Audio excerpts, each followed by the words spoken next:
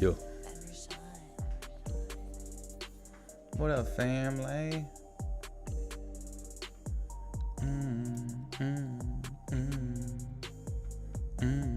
I love the little live GIF that's on Twitter because it kind of looks like my skull wearing headphones. It's so cute. It's super cute. Okay, I am opening chat now to read what they have to say. It appears they all want me to eat a large wheel of cheese. Why? Why do they desire that for me? Say something cute, Joel. Say something cute. Say something cute. Avocado. Weebtoon with the first dono of the night. Also, let me know if the music and or voice volume is too loud, too clouded. Weebtoon, thank you for the 2. And thank you for the cheese. That cheddar anti-carnivore diet. Yeah, I stopped doing that. I just went back to sort of keto, some hot keto action. That was super cute. That was super cute, King. I like when the pre-stream music is vibey, you know what I mean? Like sometimes chill stuff's sweet, but like sometimes I want to like feel like I'm gonna dance a little bit, just a little bit of dance. Did I catch you at the right time? You certainly did, yeah.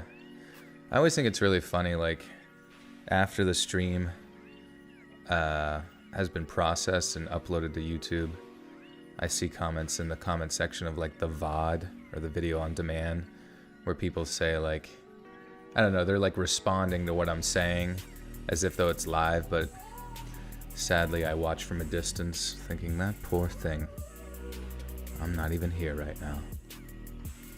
Andrew, I love your channel, man. I used to listen to your podcast on Spotify. It got me through some rough times. And I want to say thank you very much. You're welcome, Andrew. I'm glad you try Psytrance. Psytrance that'd be a change up.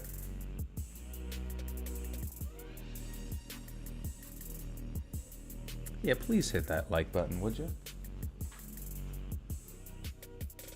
This makes you want to play Terraria or Minecraft. I never got into those games, but goddamn, I wish I did. Because they seem pretty chill. This stream is motivating me to finish my crochet blanket. Well, whenever you get that finished product, please show me. Eliana De La Rosa. Any relation to the other De La Rosa in chat? With the 2. Thank you for the 2. And Kit Kat. Oh shoot, I realized that see, that's my issue. Oh wait, no, there it is. Thank God. I was worried there's always some random thing wrong with OBS sometimes, and if I don't test it all, or didn't load up right, but it sounds like it's working. Kit Kat, thank you for the 5. Hey Joel, hope you're having a good night. So excited for this live. I was listening to your videos earlier. Nice. A perfect transition to the stream. Thank you, thank you. Miss Molly with the Big Ten Arena says, Joel, my love, how are you? Hope you're doing well. I'm alright. Just chilling. Probably going to be playing ESO while listening to you. Hope you're having a good one. I love you. Thank you, Miss Molly. I love you too. What is ESO? Oh, Elder Scrolls Online. That's right. Yeah. Now that's an MMO that I think maybe I might potentially enjoy. Or at least tolerate for 15 minutes.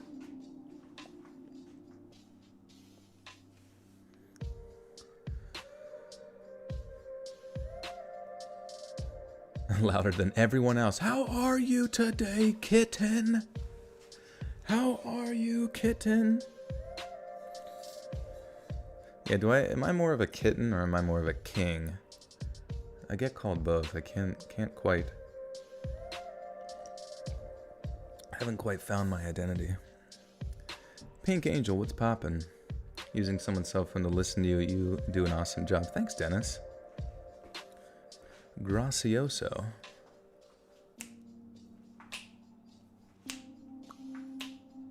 Also, this is Trappin' in Jamaica. Simpsons Wave by the amazing, well, oh, okay, it must have got re-uploaded or something, because it's on I'm Sync's channel, but it used to be on, what's this,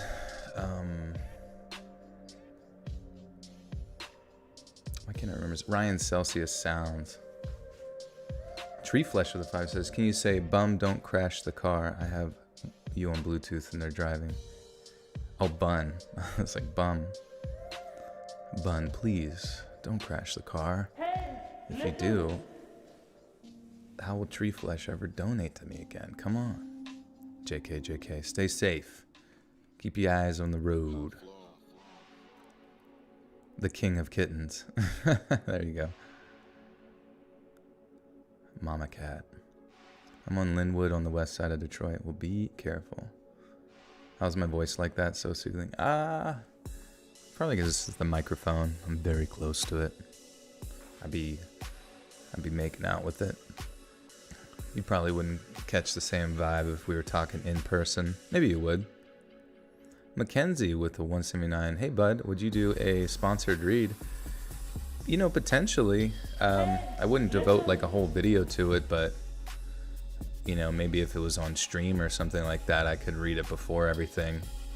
I'm actually going to be recording, just to like save time, a story for Time 6. If you're familiar with their channel, they do a lot of 4chan stories, or rather a lot of stories found posted on 4chan. It's a cool channel. A lot of like creepy paranormal stuff from, what's the board called? X. Mr. X Dream. Speaking of X, my man, how art thou? Oh, I be making sweet, sweet love to that microphone. You're jealous of the mic. It's just like covered in like food flecks and saliva.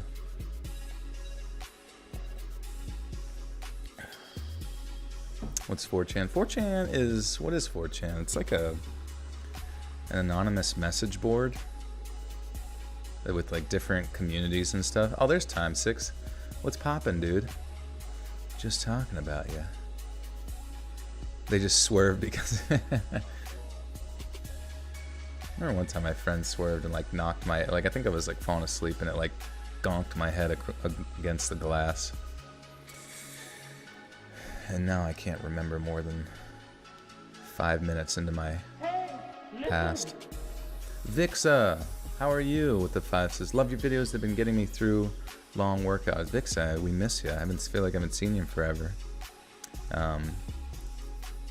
Haven't had anybody to count my mistakes in quite some time. Feel free to if you get bored. Ort. Do more scary Valentines. You guys need to have. This is the year. If you guys want to be making some Valentine stories for 2023, what day is it? Monday is going to be Valentine's. Valentinus Tag.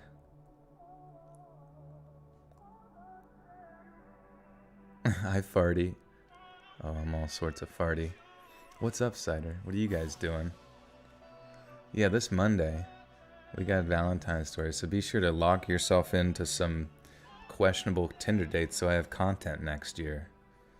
Just kidding, don't do that. Be sure to vet all your dates. What if they do get creepy? Send me something, you know? Am I still okay with counting them? Oh, yeah, obviously. Yeah, definitely. I've never had a... I hope I never, like... sounded as if though I had an issue with that. I definitely don't. I think it's kind of like... It kind of gives, like, it's in some odd way, it gives, like, the stream a bit of structure, you know what I mean? Like, we're slowly building a Spinosaurus Rex and all of its fossil bones. Oh, damn. Yeah. Kenny ain't motherfucking dead. He is not. With the 70. Big dono of the night. 70 maple syrup dollars dripping wet. So excited for your content tonight. I seriously can't get enough of your channel. You're on a roll. Thank you, Kenny. Thank you for the support. It makes me excited. Makes me feel like I'm doing something right with my life. Yeah, I'll be your Valentine. I'll be your Valentine. I can do that. I ain't got nothing else going on. Link Simp with the 5s. Hey, it has been a while. How are you, Link Simp? That kind of sounds similar to like Time 6. I feel like a lot of YouTube channels like you got Let's Read. I don't know, like those like 2-syllable channel names. You just mix anything together. Kiwi Panda. That's like my kawaii girl. That's my e-girl channel. Kiwi Stinker. Or Strawberry Fart. Joel has 800,000 Valentines. I do. I have to go check my P.O. box. It's flooded with chocolates. If you do get me chocolates, please get me peanut butter chocolate. That'd be so nice of you. Feeling lost and ignored because the chat is going so fast. Oh, don't feel ignored. 'Tis all part of the experience. Can you tell a joke? Heck yeah. I'm doing all the right things with my life. That's subjective, my friend. That's subjective. Joel is the bone daddy to us all. Bone daddy. That sounds like a video game like Hero and like Heroes of the Storm or one of those like MOBAs. Bone daddy. Oh, I just banged my head off the mic. It's because I'm wearing this hat. You know what? It's work time. I gotta turn this hat. You know what? Hat's coming off. Fuck it. Fuck wearing a hat. It's not even sunny. Why am I wearing a hat? It's supporting my favorite sports ball team. Consider VTubing with the virtual model like cool kids today do. Honestly, I don't know much about it. Like I said, I'd always be afraid that like whatever filters over top of me would just like fucking come off all of a sudden, and you guys would just see me completely naked. Because that's the only way to VTube, I think, just so it's like really authentic. What style of hat? Just one you put on your head. Don't assault that mic. Come here, Mike. I gotta tell you something. Hats cause baldness. I don't know if that's scientifically proven.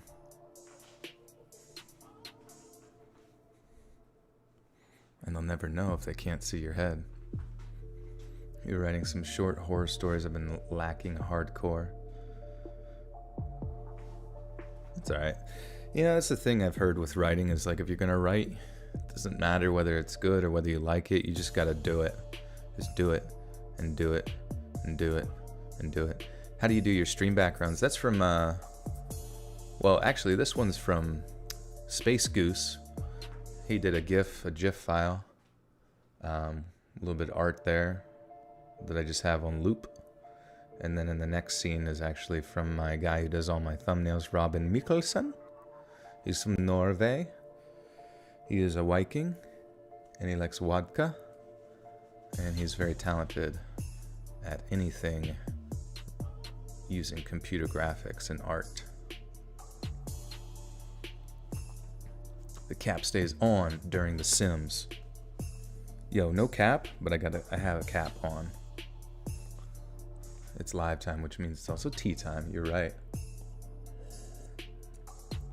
I be sipping right now. We be sipping. We be dripping. I was gonna say we be pippin'. Like Lord of the Rings. Ragnarok it brings. Bum bum bum bum bum. You're not a TikTok fan? I don't know. I mean, TikTok, like, there are like websites that have like their particular culture and their particular thing. But TikTok is so wide and broad that like I've seen a lot of like memes on there that are hilarious, Now, granted, most of them end up getting banned because TikTok is very ban happy, which kind of sucks, but I guess that's the world we live in nowadays. Good morning, Z-Dog. How art there? Back at it again. Back at it again. With another one. Does anyone think the Curse of the Conjuring movie is true? The Conjuring. That's the one based on that like family that does like those exorcisms and stuff. Do I have TikTok? I do have a TikTok. Yes, recently got back into that, and it's called Let's Read _podcast, and basically our good moderator Fry. I'm not even sure if he's here right now. He might be. I wasn't paying attention. Oh, there he is. Yes, perfect timing. I had one video banned on TikTok, and it was because I drew sexy Megamind. Yeah, you know, like, I think anything sexual gets banned on there, but also, like, anything that's, like, you know, a comedically oriented thing, but if it, like, makes fun of anybody, they could report it for, I don't know, any number of things to get rid of it. You'd make for a great VTuber if you know your stuff with the avatar. I follow quite a few. Yeah, you'd have to, like, if you're on Twitter or anything like that, please link me to a VTuber that you enjoy. That would be an interesting thing to do, especially for like, I always thought that would be an interesting visual for like actual videos. Granted, that sounds like a lot of work, but I don't know, it would be interesting. I assume you would have to have like a green screen, or maybe not, maybe just a video and like it just tracks your movements or something. The Warrens were the best. Scared for next Friday. How come? You want to go TikTok dances in front of the Annabelle doll? There you go. That would be a challenge. It all of a sudden just possesses you. Oh, that'd be a good. I don't know. I don't know if like, you know, all the Conjuring movies. I mean, obviously, I guess it's probably like substantially embellished, but who knows? It was kind of interesting. What's his name? Sir Spooks on Twitter was saying how he was doing, he's been doing a lot of urbexing and stuff like that. And I think he went into like a haunted mansion recently, or what was said to be a haunted mansion. And he said that he heard the door slam behind him in this one place and then a bunch of footsteps running or something. So I was like, well, shit. And it's like, you know, I know his stuff is like about spooky content and things of that nature, but I don't imagine that he would lie. You know, so it's like people do have these paranormal experiences pretty frequently. Oh my gosh, Kenny with another one and another one with the 28 dripping wet Canadian maple syrup dollars. Tunes are nice. Yeah, this is Trappin' in Jamaica from our friend Ryan Celsius Sounds, one of my favorite channels on YouTube, especially if you need some like just chill trap beats in the background to get you through wherever you're at. Great for maxing, relaxing, acting all cool, shooting some b-ball outside the school with your friends, with your buddies. Curry with the 5 says, long time listener, first time stream attendee. You're great, my dude. Have fun tonight. Thank you, Curry. Thank you for the 5. Yeah, for anybody new, usually the first 20 minutes, we got about another minute here of just BSing for a bit. People will meander in, find their seats, get comfy, and then we'll get into the spooky vibes. Joe, you do any freestyling lately? I'm not very good at it, to be honest. Like, I think of the rhymes, but I always think of them too late. Like right now. Out on the streets, I'm a suspect. And then that's all I can think of. Like, you would think that your mind would take you right to the next word, but I almost have to go to like rhymes.com and type what's a 3-syllable word that rhymes with 2 syllables, rhymes with suspect. That's probably what Eminem had to do for a lot of his songs. Just look it up on rhymes.com.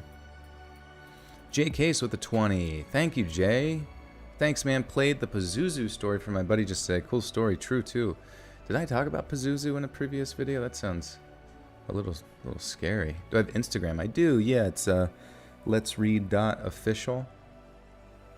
And then Twitter is at letsreadcreepy.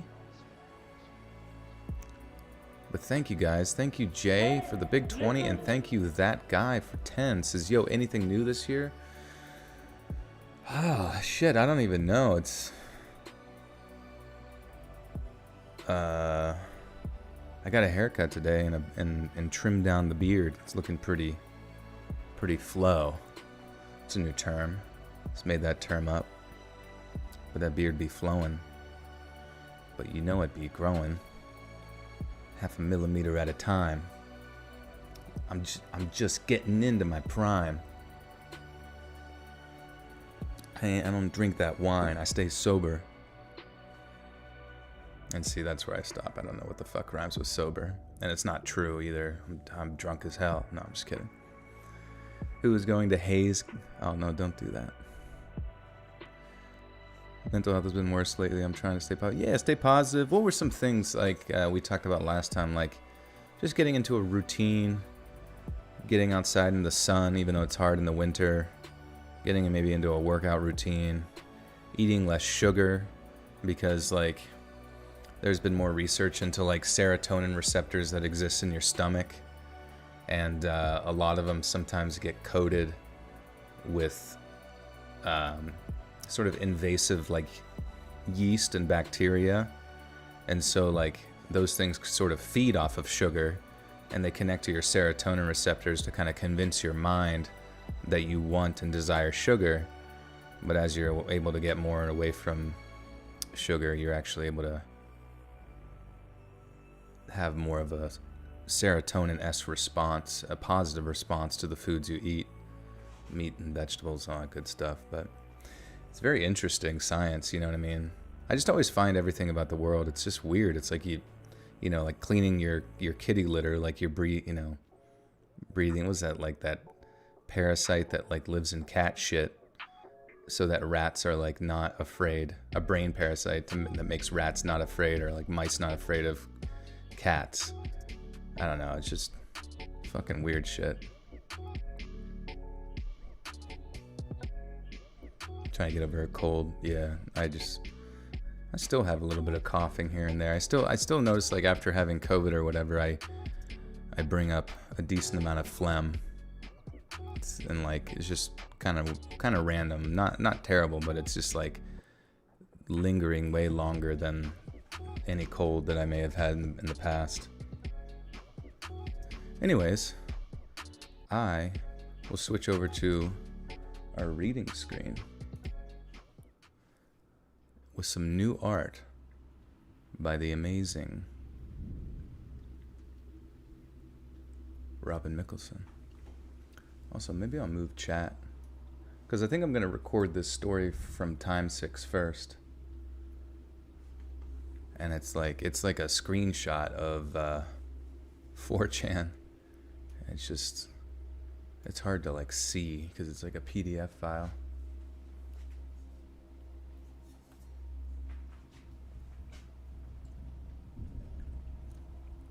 Spooky time, baby. But yeah, thanks for being here, guys. Like I said, click that like button, share this out. Always appreciate it. Tonight we're going to be reading 7 mining stories that have to do with mines. Not specifically Minecraft, but I saw a funny tweet earlier. What did it say? It was like, clearly child labor laws are wrong, because if Minecraft is any indication, like children crave the mines or something. It's funny. What does this remind me of? The disappearance of Mary Celeste? Did we even start reading anything? It's time for Joel to ponder that orb, baby. Let's go. So this one I think is going to be paranormal, but once we get through this 4chan story for Time 6, we will go ahead and move on forward.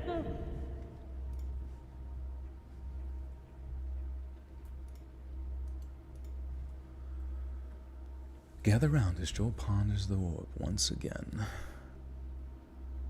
It's such a thick orb. Robin's work is literally always next level. Yeah, Robin it was a gift, a literal gift to my life.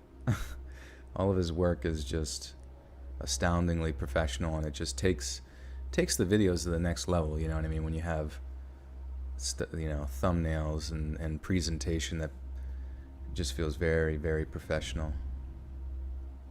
No PS5s in stock anymore because everyone keeps buying the chips for crypto mining.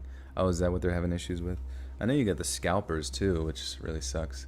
But hey, you might be able to win a PS5 with the Chilling app. They're always doing giveaways, and I think they're doing a PS5 giveaway right now. All right, let us begin. All right, X. Let me give you a story about something freaky that happened in the woods on a farm about 5 years ago. I was a 17-year-old farm boy. Our place was about a mile from our nearest neighborhood and 10 miles from the nearest town. My parents had taken a trip with my aunt to Vegas for a week and left me to run the place with the dogs. There had always been some weird stuff going on around the farm. Animals going missing, animals turning up torn up, weird tracks, etc. Dad and Grandpa always told me it was coyotes, but after I had gotten a bit older and they told me that there had also been sightings of bobcats and mountain lions back in the area for the first time in over 50 years, but the DNR boys would never admit to it, even with trail cam footage of them. I had been taking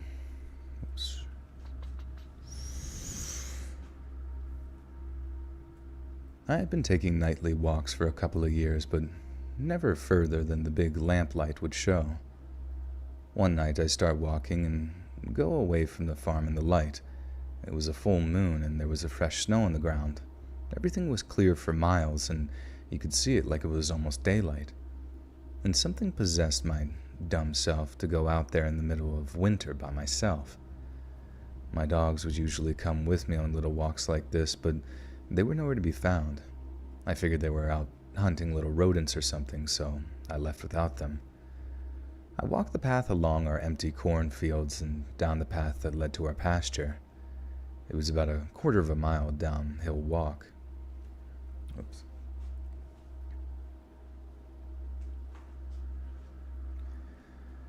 It was about a quarter of a mile downhill walk. Down in this pasture there was a canyon and a creek that runs through the whole thing, from our end of the property all the way to the next county. Inside of this there is a pretty sizable forest with huge old trees all the way down. It was one of those places that was perfect to grow up. Shit. Coyote love little dogs. Yeah, you have to be careful. It was one of those places that was perfect to grow up near.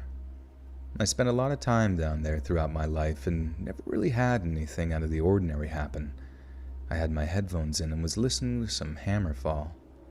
Just enjoying how cool everything was, I had my headphones in and was listening to some Hammerfall. Just enjoying how cool everything was and how lit up everything seemed even past the tree line. I figured me being just over 6 foot tall and an overly cocky weightlifter, I didn't have anything to worry about out there. So, stupid me went down next to the creek bed in the middle of winter, alone and unarmed. Mistake number 1. I followed the creek for quite a ways until I ended up at a part of the bed where the banks and walls of this little canyon were too angled to climb up, and there weren't any paths out. I stopped for a little bit and watched the moon and stars, just admiring it all. Don't think I'll ever forget how pretty everything was. About that time I ended up turning my music off just to take it all in. I guess it wasn't cold enough for the creek to freeze all the way, and every little sound out there in this place just echoed on top of the little sounds of the running water. The whole place just made every one of my senses.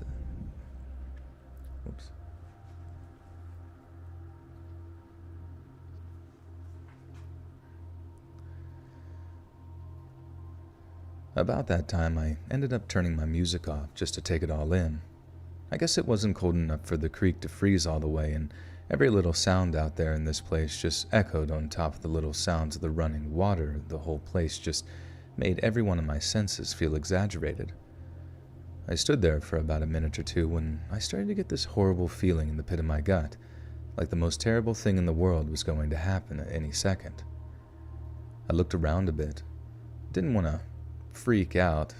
Shit.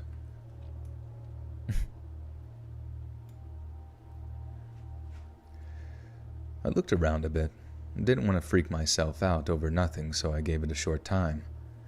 That was mistake number 2. I should have just walked out of there. And at this point, I started to hear something moving through the snow and brush on the other side of the creek. I'm pretty sure it had been... fart. I'm pretty sure if it had been any other time or place, I wouldn't have noticed it. It was so quiet besides that little trickle of water, and I started to look around and spotted a little bit of brush moving a few yards from the side of the creek bed. The only sounds were those exaggeratedly amped up steps causing the thin coat of ice to crack and snap along the long grass near the shore. I won't lie, every horror story and terrible thing I've ever heard about running through my head.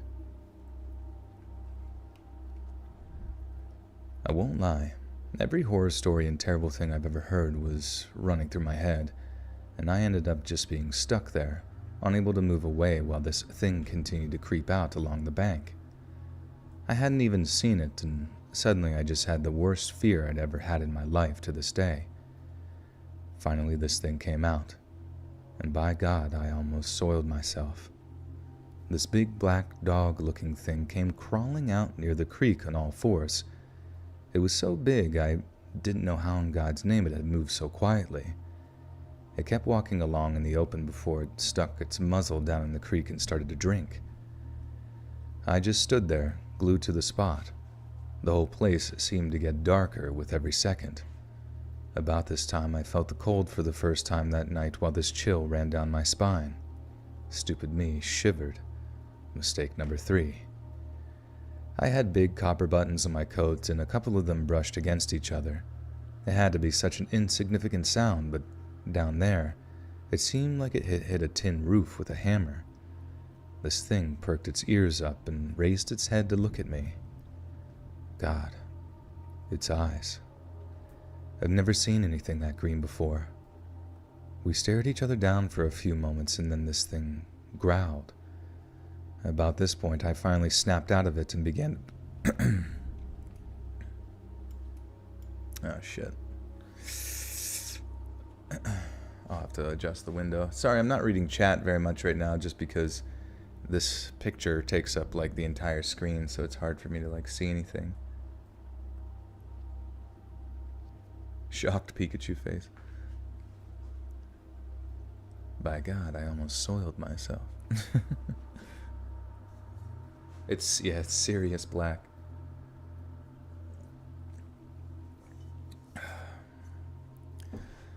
Alright, finally I'm in. Wait. Oh, yeah. I've never seen anything that green before. We stared each other down for a few moments, and then this thing growled. At this point, I finally snapped out of it and began to back away, trying to get back out of this boxed-in space and away from this thing. And this thing started to bare its teeth and growl more aggressively. And then, I kid you not, it stood up on its hind legs a bit, raising its front paws up to its sides. Only they weren't paws. They were like hands. I thought I was going crazy or something, but I kept slowly backing off, every step getting a little closer to the path leading out of the canyon and creek. But even then, I still had a long way back to the house. This thing just kept watching me like it wanted me to just back away and leave for the first few steps. Then it started walking along the other side of the creek, matching my pace, just slowly stalking me as I was just completely soiling. I don't know, it says shitting my pants. What's another word for shitting your pants? Not poop. Thanks, Ryan. Love you too, bro.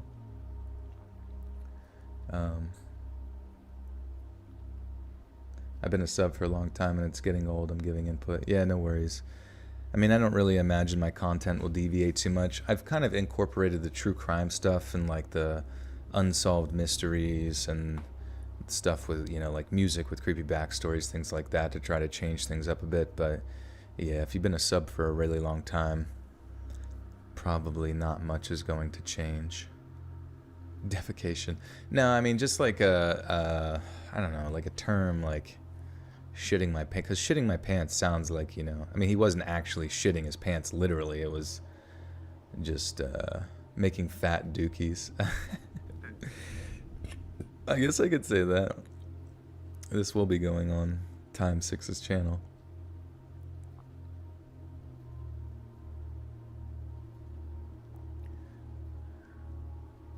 It's just getting old, bro. No, I feel you, man. I feel you. I've listened to, some channels for a long time, and you're like, you eventually unsub because you get bored. But, that's everyone's right to do so. So no worries, no worries. Sharding works. I started sharding my pants.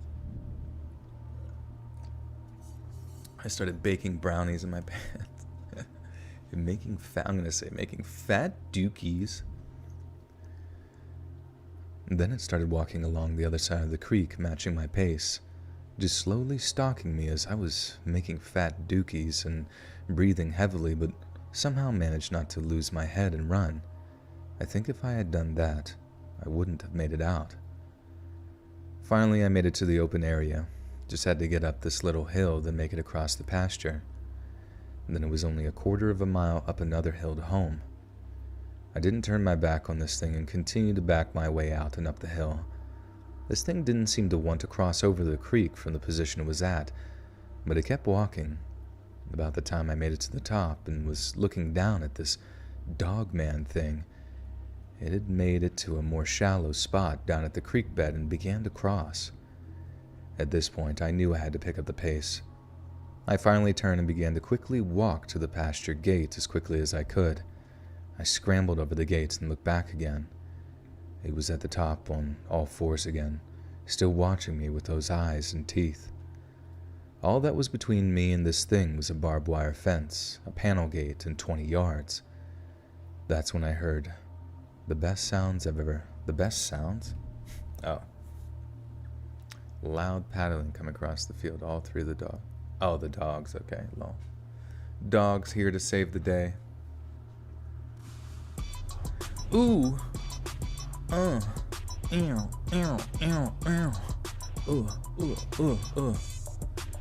Kenny ain't dead. Kenny just won't die. With another huge $70 Canadian maple syrup moisture-esque Dollarinos. Thank you. Says, how can anyone get bored of your content? What a thing to say, John. I know, right? My shit's the best. If you don't like it, eat ass. I don't know. How about that? No, I'm just kidding. But thank you, Kenny. Thank you. I'm just out here making fat dookies in my pants, bro. I don't know, the Dogman stories are nuts, man. They're fucking nuts, and I do wonder if they actually happen to people.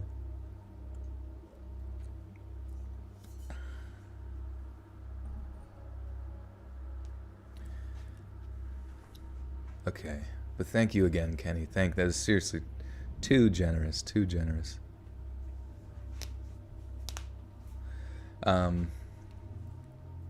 I didn't turn my back on this thing. Where was I at?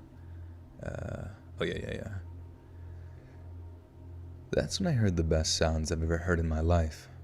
Loud padding coming across the field.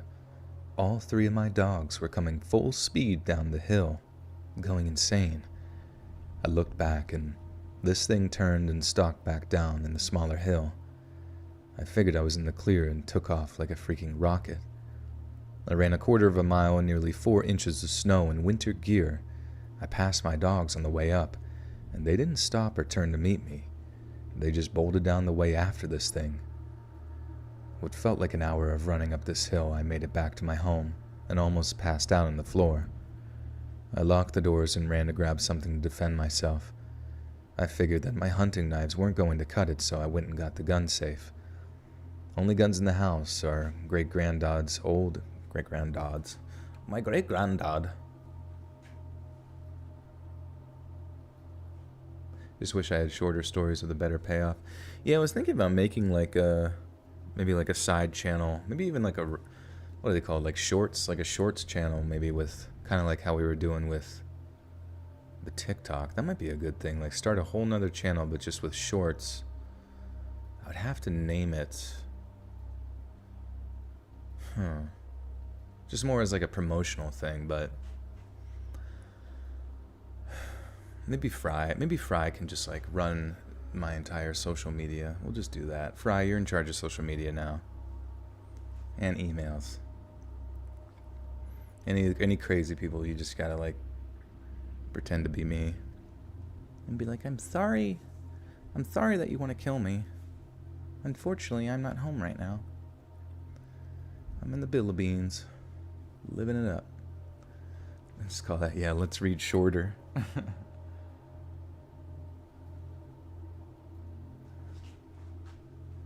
And make it an hour-long shorter stories? Okay, you want like, how long is a short story? Because that's literally what I do. Let's read for 30 seconds. They bolted. Oh yeah, running the hill. I locked the door, but I figured that my hunting. Oh yeah. Sorry, I got a burp now. Let's read Junior. Yeah. Baby, let's read. I figured that my hunting knives weren't going to cut it, so I went to the gun safe. The only guns in the house are my great-granddad's old double-barrel 20-gauge, a 22, and an old pump-action Remington 30-06 pump-action... Wait, what? Remington 30-06 pump-action... Is that a thing? A Remington 30... Remington 30... That's a rifle, though. Wait. Is this a pump-action rifle? There's no way there's... Or wait. A 22 and an old pump-action Remington 30-06 pump-action. There's no way there's a 30-06 pump-action. Let me look at this real quick. Oh, there is. Wow, a pump rifle. That's pretty fucking sweet. I've always was curious if a pump rifle existed. I haven't seen them ever.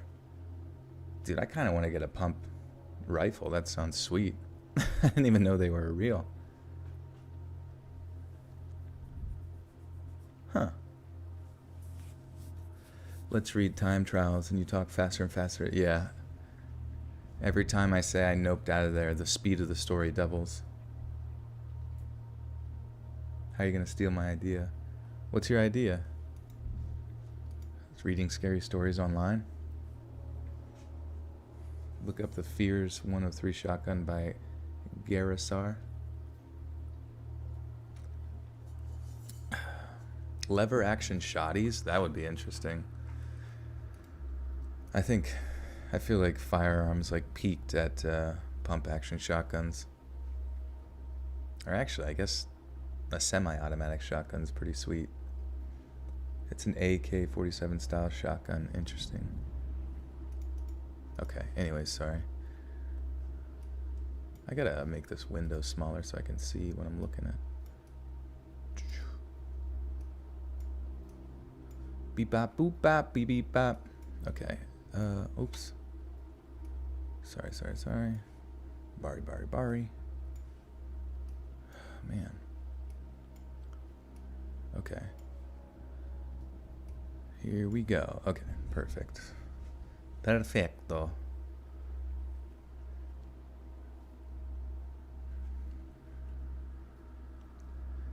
I figured that my hunting knives weren't going to cut it, so I went to the gun safe. Only guns in the house are my great-granddad's old double-barrel 20-gauge, a 22, and an old pump-action Remington 30-06, with a box of 40-year-old ammo that had a horrible jamming problem. I grabbed the shotgun and loaded 2 shells before shoving a couple of fistfuls into my pockets. I just sat there in the kitchen with a death grip on this gun for hours before I finally heard my dogs barking outside the house. I looked out the window onto the porch and saw all 3 of them without a scratch.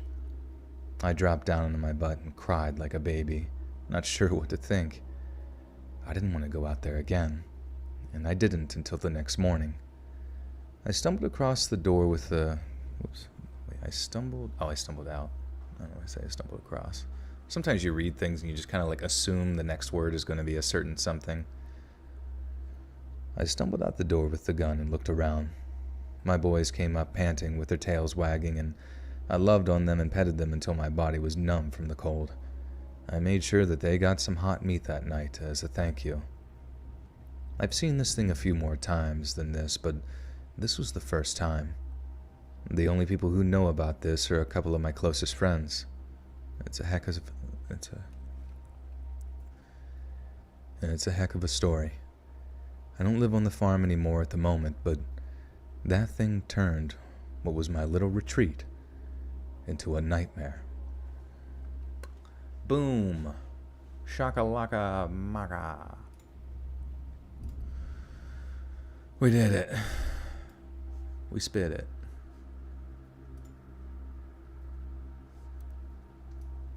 We hath arrived. Okay. You kept thinking that tentacle was gonna grab me. Yeah, I keep thinking that the tentacle is actually like the thing that's turning the TV channel or something. But I haven't had time to look at it long enough to see if it actually does. It's fucking sweet though. If Robin's still here, I'm curious if he added any sort of any Easter eggs in there or anything like that. Yeah, I thought that one was too. I made sure they got some hot meat. Stick to what you got. Yeah, the 800k sub, it works. Plus, you're just fucking addictive to listening. Thank you, Kenny. Thank you. I shall. I sound exhausted? Well, see, sometimes when I read these stories, I'm living them. It's like the movie Page Master. I was literally there. And right now I'm sweating. I hide my terror very well. Just drenched in getting licks from the dogs that say... Well, that's kind of weird, though. If he saw that dog-man creature, like, multiple times, you think that's not something that you would withhold from your friends, you know what I mean? And you definitely would get out of there. You'd be like, holy fuck, there's that giant fucking dog hybrid monster. I'm human? What? Yeah, I'm human. Sadly.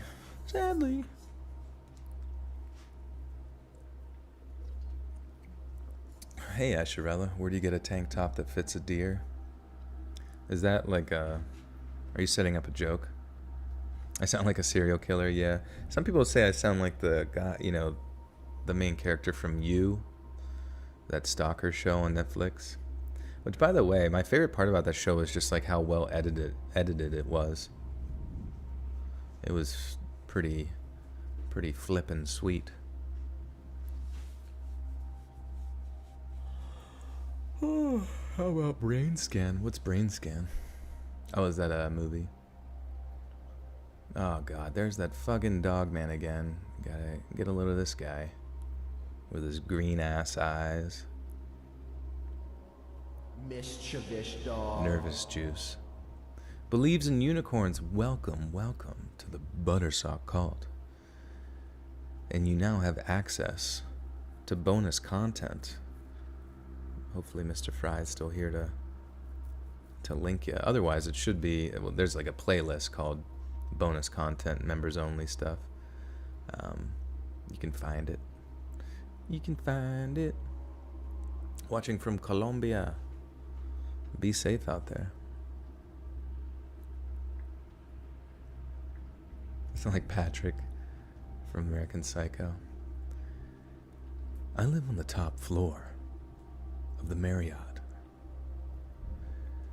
There is an illusion of Patrick Bateman, but I'm not all quite there. That's like one of my favorite monologues. That's like a great movie. I fucking love that movie. How do I choose which Reddit stories to feature on the vids? It's just kind of up in the air. I actually have somebody help me get permission for stories and like siphon through emails and shit like that. I get a lot of fucking email stuff, and they help me find things that are of quality. How do you get access to the boner content? Yeah, you click the join button, and or you can do it over on Patreon too, which will get you early access to content as well. How long after submitting stories can we expect them to be read? Just curious. Honestly, it's kind of up in the air, you know, like not every story. Honestly, the majority of stories don't get read because a lot of them just like aren't up to snuff, you know what I mean? And then, you know, it's just sort of like if they make it past that whole like vetting process, you know, to be my helper. Maybe one day if I need another helper. Your butt is clenched as dial. Yeah. American Psycho is great. I love the card scene. That's bone. That's bone. It's just so fucking stupid. Like all of their cards look identical to each other. That subtle off-white coloring. Oh my god. Is that a watermark?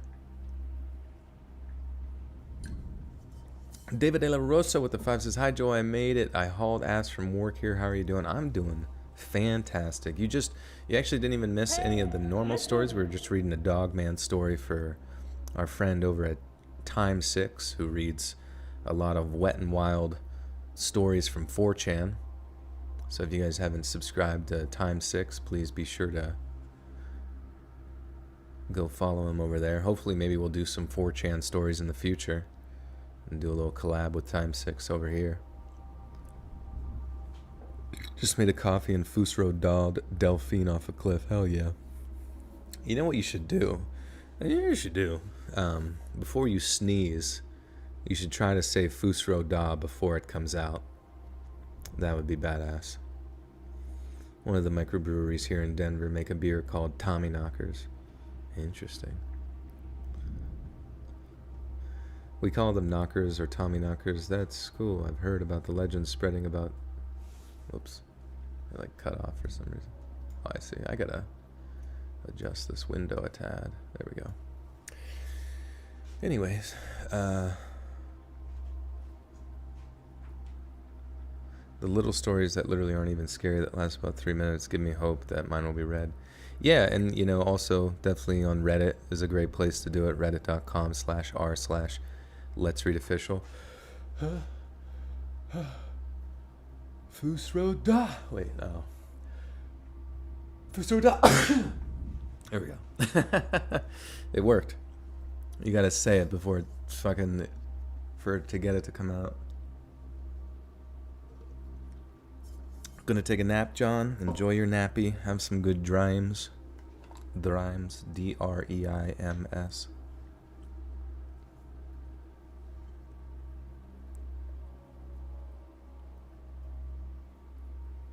Asherella, I have over 1,000 subs week before, or hit over 1,000 subs week before last. Pretty significant milestone. Nothing like up to a million. No, that's awesome, Ash. I'm glad you're doing well.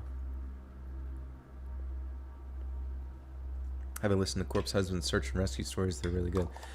I've not, no. Salud.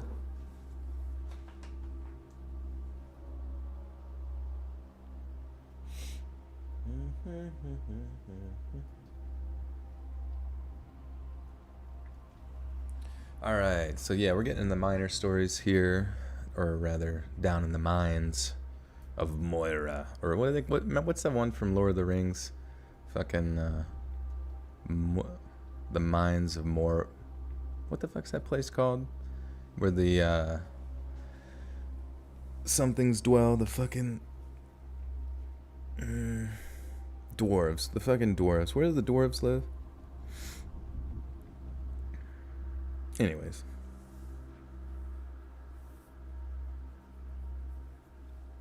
Seven cavities. Holy shit. Moria. Oh, the mines of Moria. Yeah. The mines of Moria. In their tongue, he is Snotican, sneezing born. Yeah, dude, that fucking game was so sweet. I don't know, it's just crazy to think, like, you think of Skyrim, and just how much, like, just random shit is going on in the world. Even, like, the more newer Red Dead. And then I played Dying Light 2, and even Dying Light 1, you know? Like, Dying Light 1 is interesting because, like, sure, you're going around and there's not really, like, any sort of, like, side quests or anything like that. But, like, when you come across an NPC, it holds, like, some type of, like, significance to it. But most of the time, it's, like, you're interacting with just, like, crazy zombies and stuff, which seems to make sense because it's, like, a huge zombie plague and stuff. But then in Dying Light 2, you come across a lot of, like, survivors on the rooftops, and they don't even have dialogue. Like, they don't even like have dialogue that they say to you, or they don't give you any side quests or really anything to do. They just sort of exist. And then when you interact with like the faction NPCs, they're just like automatically aggro, and they're really, really glitchy and weird. And then when it gets nighttime in Dying Light 2, it's really fucking strange. Like, there's so much audio going on at all at one time that you feel like you're having like schizophrenic hallucinations, because you hear like people screaming like they're getting eaten, but it's not like someone is actually getting eaten, even though they do have sequences where someone's being attacked or something. But it's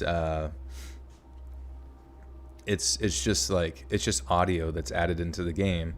And so it's very confusing and disorienting, kind of. And the game, the previous game didn't really have that. And then there would be like babies crying or just like stuff like that, and you're like, where the fuck is a baby in the zombie apocalypse? I don't see a fucking baby. It's just, the sound design is really fucking confusing.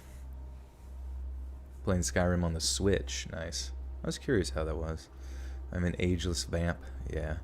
You subscribe to Chilling, and I'd love to have some of these stories there without the ads. Also, how do you decide who's a narrator on your app? I also love it. So I'm not in charge of the app. It's actually run by Being Scared. You'd have to ask him how that whole thing goes down. And unfortunately, these stories, sometimes there's crossover if they depending on how they plan out the stories, but I don't get to choose what goes on the app or anything. I just record, I'm just a narrator there. I'm just an employee.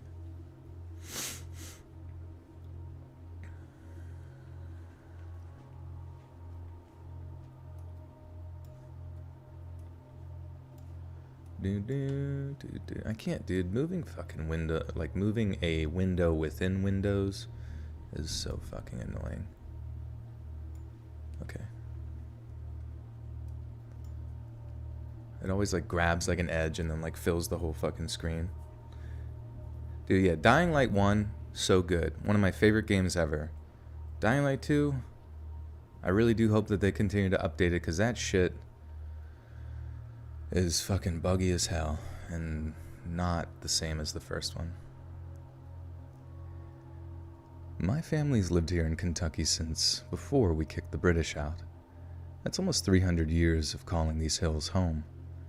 We haven't always had it easy, but we're darn proud of our heritage, and although we keep our fair share of tradition, a lot's changed over the years. To me, the biggest change is what we do for a living. My dad, may he rest in peace, drove trucks for a living.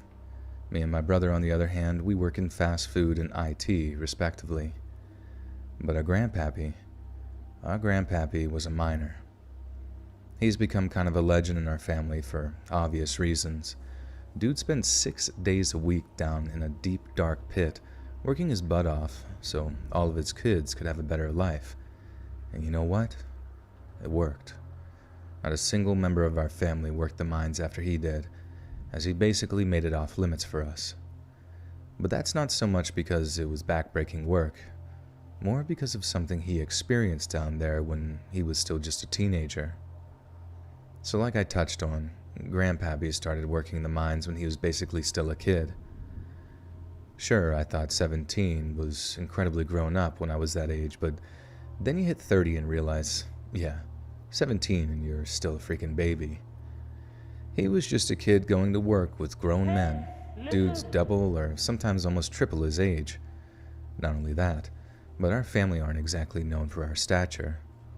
A clan of baby faces, but tall we are not. So as you can guess, those first few weeks were real intimidating for him. Not only that, but the biggest, meanest SOB in the whole place took an instant disliking to him. And as bad as that sounds, Grandpap had no idea what kind of doom that spelled for him. This guy's name was like Tex or Rex or something, but everyone called him Arthur since that was his second name. Arthur was a bully. He'd borrow money from guys, and they just knew that he'd never get it back. Justin Case with the 5 says, you get paid to be on Chilling. Nice, bro. I also been wondering about something I just been using my brain to determine. Is a hot dog a sandwich? Honestly, I've been running in the background of my computer for probably going on since you asked that question. I've been using my graphics cards and also kind of like other people's graphic cards to determine the answer to that.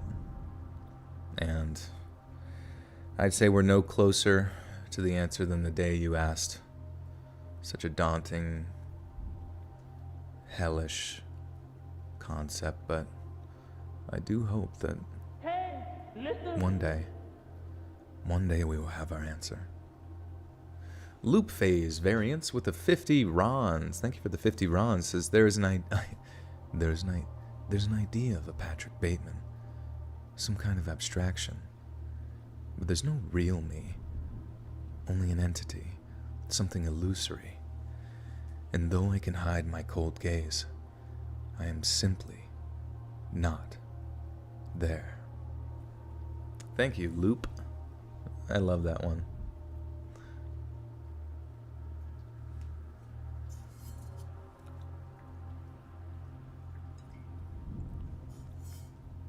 Isn't that crazy about the umbilical cord? Somebody in chat said technically the umbilical cord is the source of oxygen for the fetus or baby.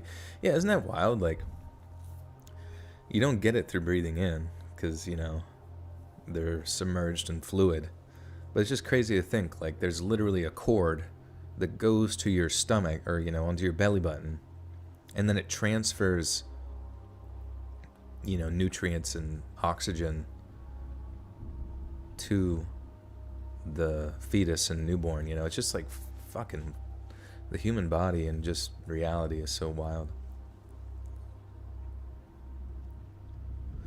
Hey Joel, my man, I caught your live as just an hour ago I helped my BFF deliver her baby mid listening to you. Please don't tell me you had Let's Read on in the background as she was delivering, because that would be legendary beyond belief. They just had it on in like the hospital. Yeah, the doctor loves to listen to this. I do remember helping a doctor during my rotations in school and stuff. First, like surgery, or yeah, it was, I forget specifically what, but he would listen to like some, you know, hardcore, what's that like music from the Scorpion King? I'm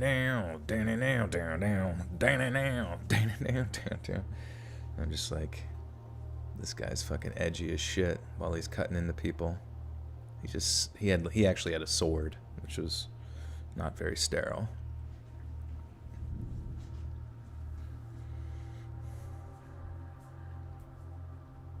Babies actually help their lungs develop by swallowing amniotic fluid. Damn. That's weird. I just remember hearing like, is it as they come out or something like that they could potentially aspirate, you know, like breathe in some of the fluid and it would be like not a great thing. IDK. Okay.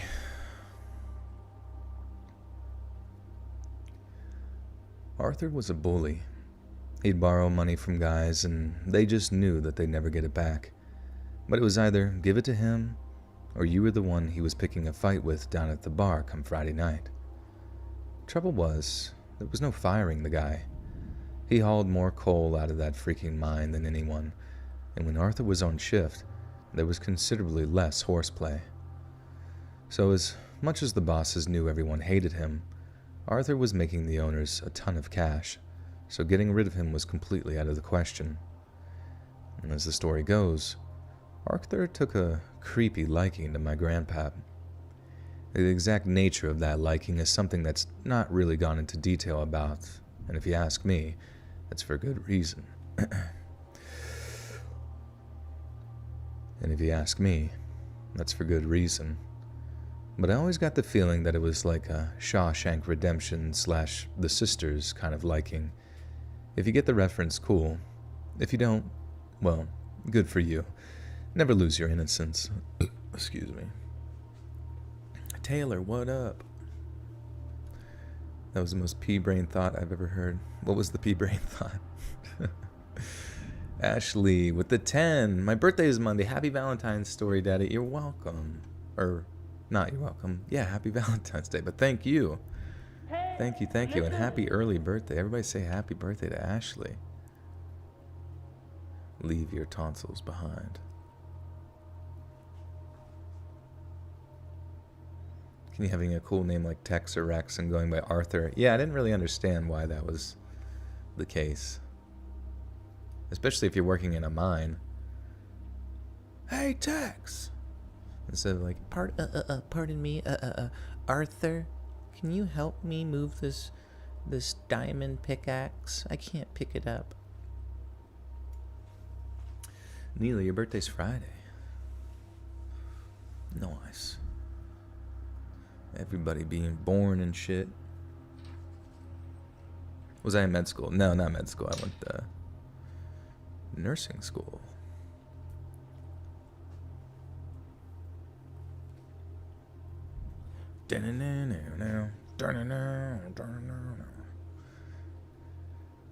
But I always got the feeling that it was like a Shawshank Redemption, Red Dead Redemption. But I always got the feeling that it was like a, I can't, fucking shit, my voice keeps cracking. There's lots of ghosts in the mines. That would suck to be a ghost and you're just like, well, this seems like a cozy place. I'm gonna stay in this mine.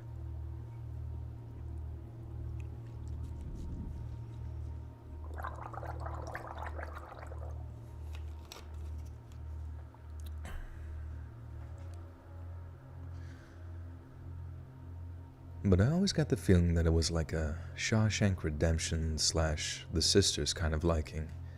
If you get the reference, cool. If you don't, well, good for you. Never lose your innocence. Anyway, Grandpappy was warned by a lot of coworkers, never let Arthur get you alone, but they never tell him exactly why. Being a smarter kid, he didn't ask too many questions. He just did as they advised. But from what I understand, it was only a matter of time before his luck ran out. And the way my dad tells the story, at the end of one of their shifts, Arthur walks up to one of the pit bosses, then whispers something in his ear. The pit boss looks like he'd seen a ghost, and then walks right over to my grandpappy, who's still 17 at the time, and tells him he needs to go back down into the mine to fetch a length of cable that someone had forgotten. Now right away, you can probably tell that something's wrong here. It's just a piece of cable, right? No reason why the next shift couldn't grab it when they went down. And it was a mine, for Christ's sake. They have cable for days. Why get all antsy over one little piece? But again, my grandpap wasn't one to ask too many questions. So he does as the pit boss told him and headed back down to the mine to fetch the cable. He walks down into the dark, spends a few minutes looking for the piece of cable, but can't find anything. Then right as he's about to turn back to tell his pit boss that he can't find the cable, his way is blocked by, you guessed it, Arthur. Arthur tells him not to move and not to scream. If he did, he was going to have an accident, quote unquote. My grandpap knew better than to try and fight Arthur, and he also knew better than to scream loud underground. Besides, Arthur had this absolutely terrifying presence, and almost everything he said had the undertone of, "Do it, or I'll snap your neck." My grandpa must have been shaking like a leaf as he slowly approached, and I imagine he felt sick to his stomach as Arthur told him to close his eyes. He did, and I'm guessing he didn't know what was coming, only that it was going to be bad. He waited and waited, just hoping whatever it was going to be over quick. But nothing happened. Then he opens his eyes, and Arthur is gone. I'm guessing he breathed this huge sigh of relief, thinking whatever just happened was part of some nasty prank. Grandpappy knew that Arthur liked to scare people, so maybe he'd just gotten his fear fix, then sneaked back up to the surface to yuck it up with the rest of the crew. He was pretty livid as he walked back up to the surface, thinking he'd just had a prank pulled on him. But when he gets there, he hears the last question he expected to. "Hey, Watson, where's Arthur?" Obviously, Grandpappy had no idea and tells the guy he figured Arthur had walked out of the mine. And that's when he realizes no one had seen Arthur re-emerge. They'd seen him walk down after my grandpa, all right, and they knew better than to say anything or to try and stop him. The thing is, they never saw him come back out. My grandpa was the last one to see him down there. When they're asking him, like, where's Arthur, and my grandpappy is saying he didn't know, they all start laughing like, haha, kid, but seriously, where is he? But Grandpa has to tell them that he doesn't know, that Arthur just basically disappeared. When folks realized that, a gang of miners went back down into the mine to look for Arthur. All the while, my grandpa was interrogated on where Arthur went. It seemed unbelievable that my grandpa... God damn it. Dude, my squeaking voice shit is just like the most annoying fucking shit of all time.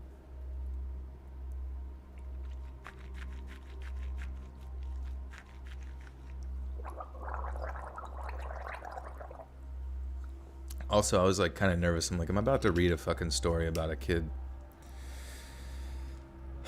getting bothered by Arthur. It almost sounds like one of those movies, you know what I mean, where there's like some monster in the cave or some shit, and they've like built up this character to be the first one to get killed. The Mines of Moria. Maybe it was a goblin.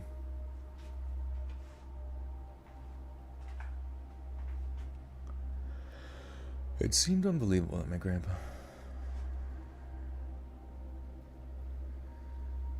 When folks realized that, a gang of miners went right back down into the mine to look for Arthur, all the while my grandpa was interrogated on where Arthur went. It seemed unbelievable that my grandpa would be able to defend himself against Arthur, so it was no surprise that no blood or body was found down there. But the fact that he just seemed to have totally disappeared had people more than just scratching their heads.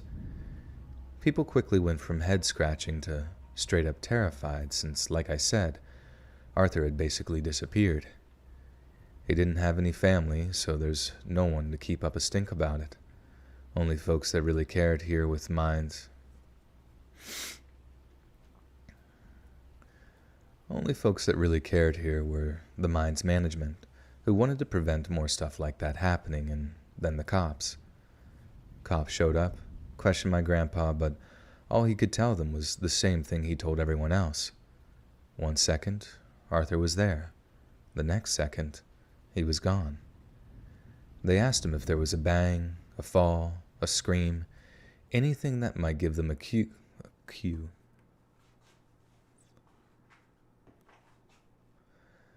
They asked him if there was a bang, a fall, a scream, anything that might give them a clue as to what happened, but my grandpa just repeated, there 1 second, gone the next. The way my dad explains it, Grandpa was scared he was going to be arrested for murder or something, so he didn't much care what had actually happened to Arthur, only that he proved he had nothing to do with it. It wasn't until much later that he really started to wonder. It started with one of the other miners telling him something like, "Hey, good job with Arthur. Guy was always a bully. But what is it you did exactly?" All Grandpappy could do was repeat the line about him not having touched the guy, but no one in that camp was ever satisfied by that answer. Then there were the old-timers who told him that the knockers took Arthur. The knockers are supposed to be these weird little monsters who live in the mines. Some of the older generation used to believe in them like the gospel, but it can't be anything more than a myth. The legend says that the knockers were mostly just mischievous, stealing miners. Mischievous? Why did I really say mischievous?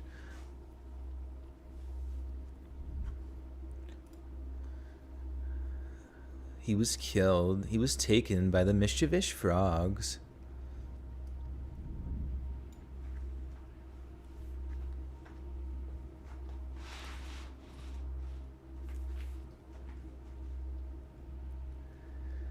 The legend says that the knockers were mostly just mischievous, stealing miners' gear if they put stuff down and turned their back.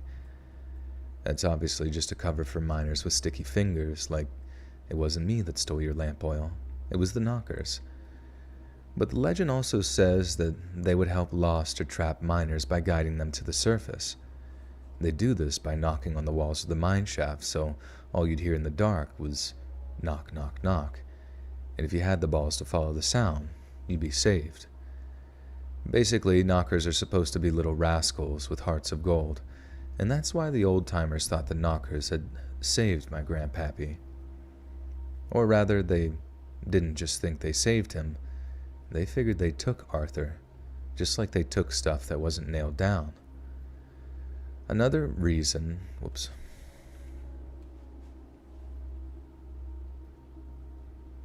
Yeah, the knocker. The knockers are there for us. You're having a salad made of Burger King foot lettuce. Another reason my grandpa didn't really question the whole thing was that everyone was extra nice to him after that. There was no more disrespecting the new kid, no more giving him all the terrible jobs or making him the general dog's body. That suited Grandpa down to the ground, and so why mess up a good thing? In the end, no one ever found out what happened to Arthur, and it became a warning that other miners would warn each other about.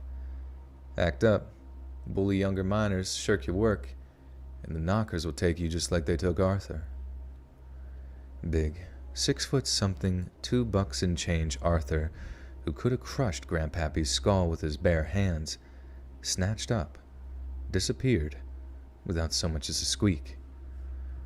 Honestly, I'd give my left nut to find out what happened to him, or if the story is even true in the first place. I don't think my grandpa was a killer. In the brief time that I knew him, he seemed gentle and kind. But that doesn't mean that there wasn't something else lurking down there.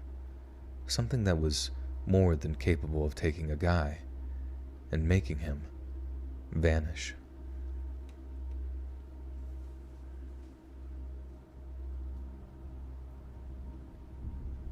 Wojtek, thanks, dude. Oh.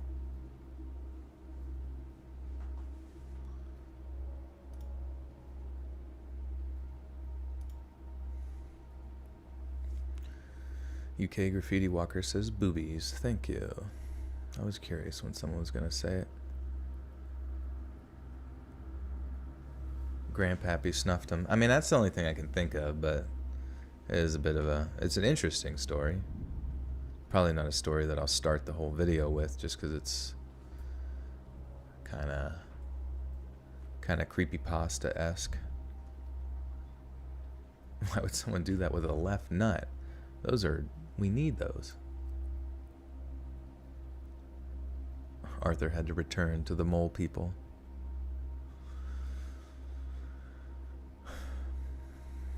Yeah, if you're playing Minecraft, look out for the knockers.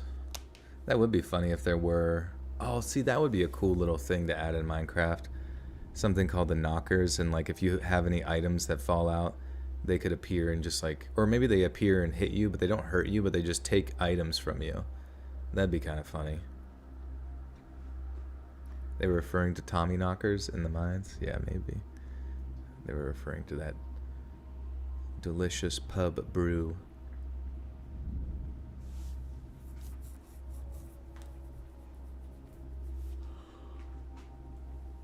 Oh. All right. Story number 2 of 7. The Mole People, aka the Knockers. The Knockers does sound kind of like an R.L. Stine book or Goosebumps or something. Well, I guess that's the same thing.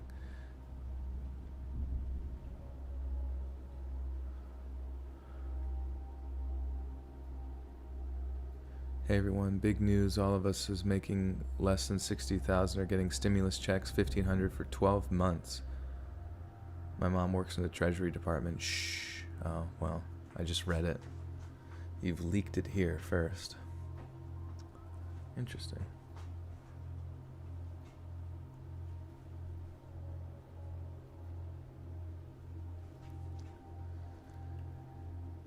At the bottom of the western slope of Wales's Taff Valley lies the small village of Aberfan.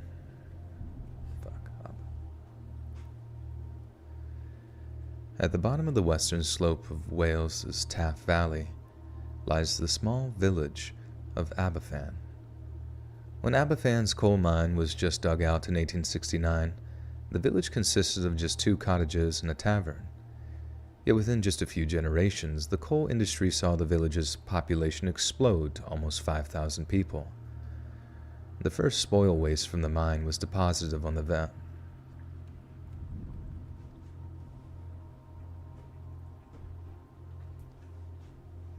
I mean, I don't know if that's true or not. If someone types into the chat, something, who knows whether it's true,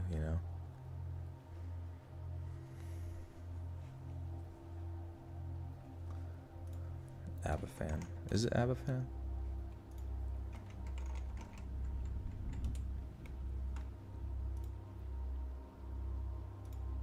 Whatever. Oh, want to go out? Don't know if I can because I'm so afraid of the Tommyknocker man. That's Stephen King. Wait, did Stephen King write a Tommyknocker story?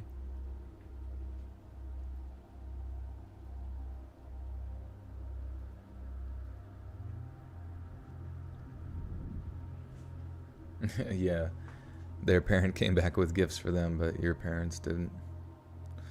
Unlucky.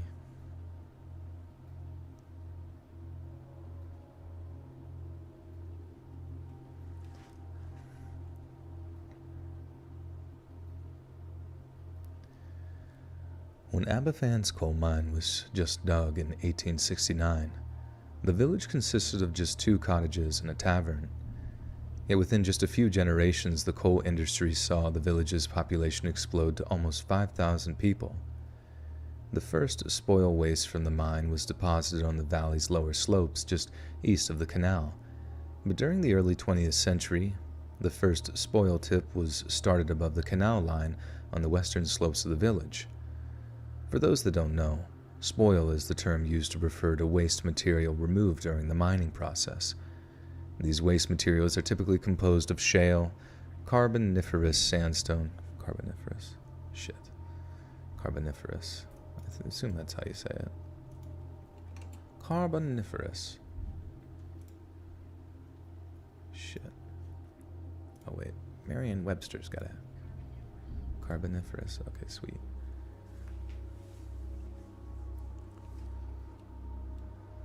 These waste materials are typically composed. God, I feel like it's getting worse. Like the fucking squeaky voice shit.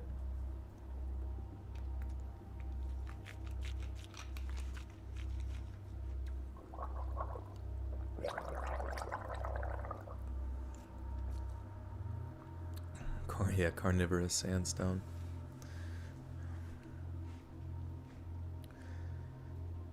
These waste materials are typically composed of shale, carboniferous sandstone, and other residues, and take the form of huge black mounds that plunge everything under them in shadow.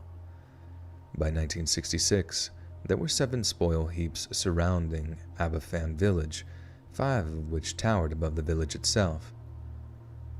The one in usage during that time was known as Tip 7, and unlike the others, it contained a great deal of what was called tailings. Tailings are another type of waste product, only unlike spoil, tailings consisted of fine particles of coal and ash which took on properties similar to quicksand when it became wet. Combine this with the fact that Aberfan receives an average of 60 inches of rain a year, and we start to understand what a delicate, precarious situation began to develop.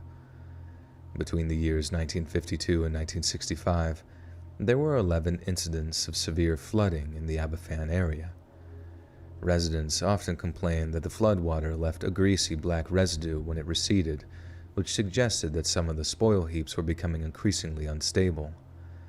The local council promised a safety review and urged the owners of the coal mine to consider leveling or relocating some of the taller spoil heaps.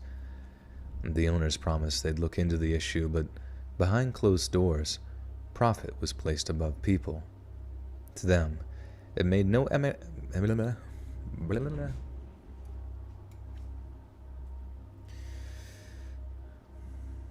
Kit Kat with the 5. I gotta go. I really enjoyed this, and thank you for all you do. Love this channel. Thank you, Kit Kat. Thank you for the support. Really appreciate it. Thank you, thank you. Love me some carboniferous giant-ass bugs. Nice.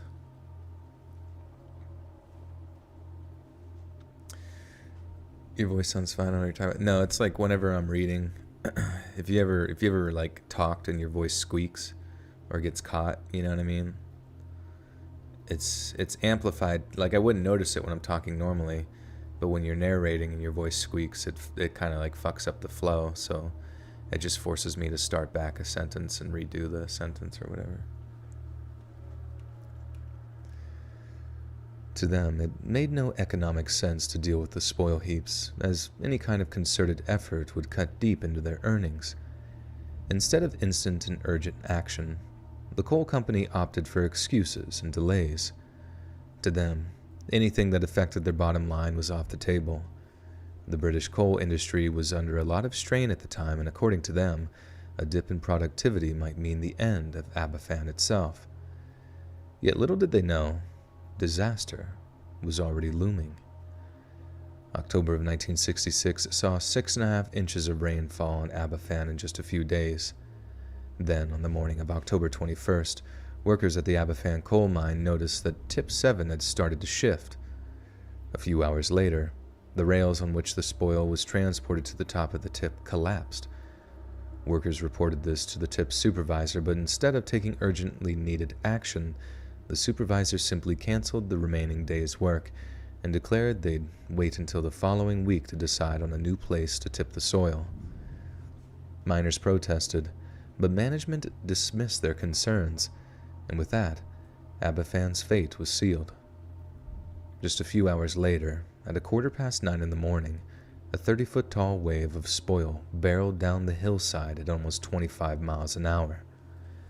The village's occupants said it sounded like thunder or a low-flying jet, with one witness later stating that the previously solid spoil had transformed into a heavy liquid approximately twice the density of water. Others reported that as the wave of spoil crashed down on the hill, it resembled a dark, glistening wave, or a huge black tsunami that swallowed up all it passed over. The wave first crashed into 2 farmhouses that sat just at the base of the spoil heap, instantly killing its occupants. It then ruptured 2 water mains that were buried in an embankment, further saturating the spoil until its consistency resembled quicksand. When the avalanche stopped, so did the noise. One resident recalled that in that silence you couldn't hear a bird or a child, almost as if nature herself had been stunned into silence from the destruction she had wrought. After rupturing the water mains, the soil wave crashed into Aberfan's Moy Road, home of the Pantglass Junior School.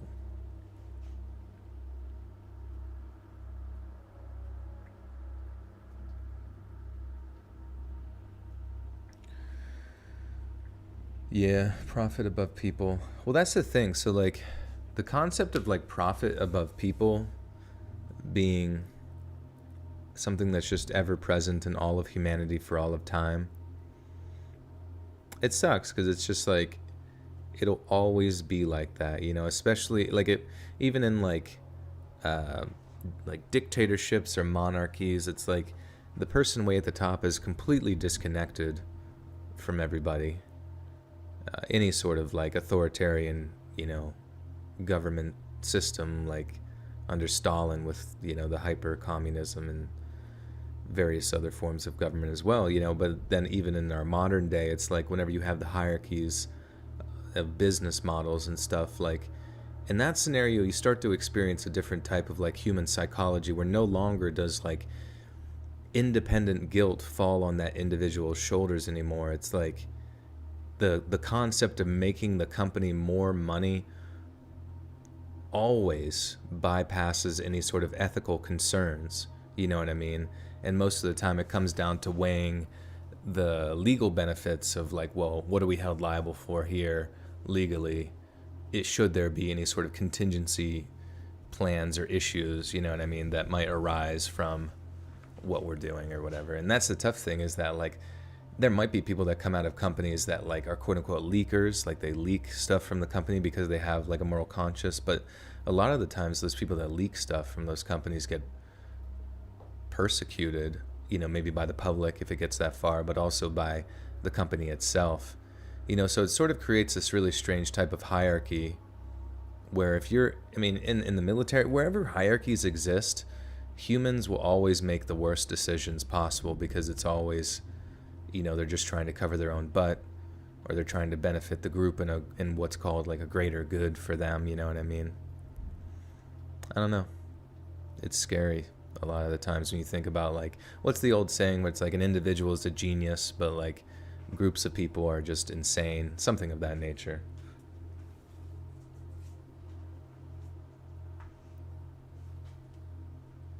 And that same thing sort of applies to, the hierarchies of government and the hierarchies of business.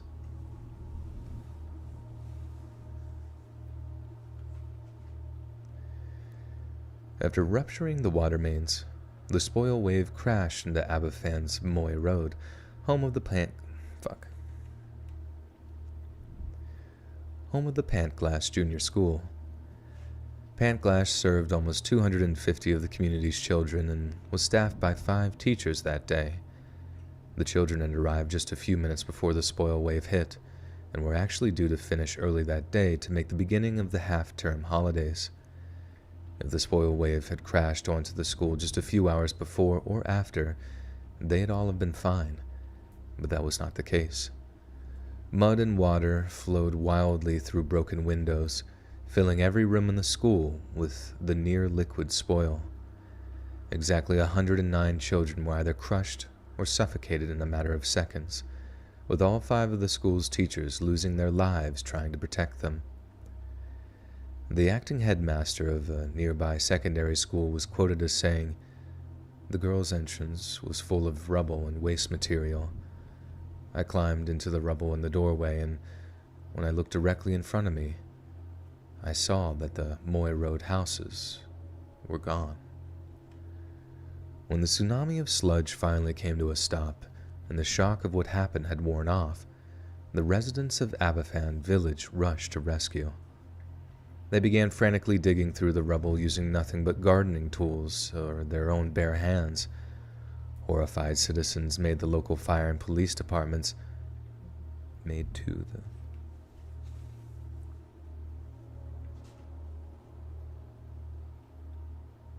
What has 4 legs and 1 arm?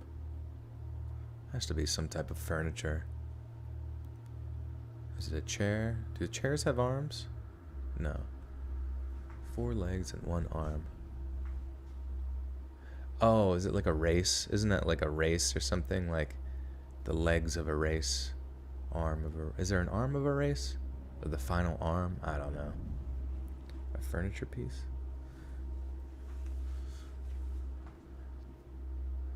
A lounge? Lounge legs, arm of a lounge? Huh. I don't know, I'm not familiar with that.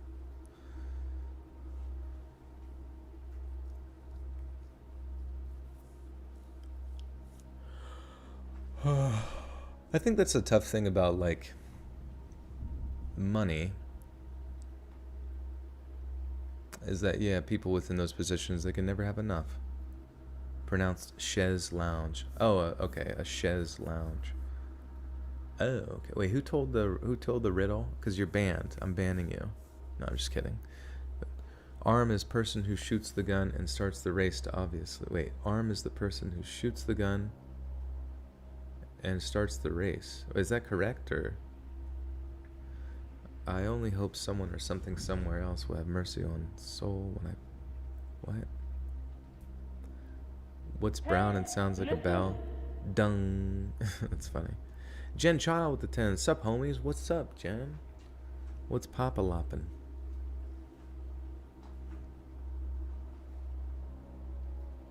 Probably won't be able to stay the whole stream. I have to wake up. No worries, Vixa. How many mistakes are we on? So you can nominate somebody to take over your mistake counting duties, or anybody can join.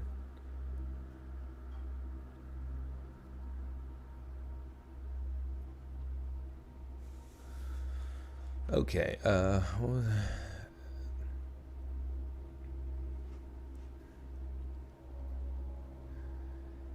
They began frantically digging through the rubble using nothing but gardening tools or their own bare hands.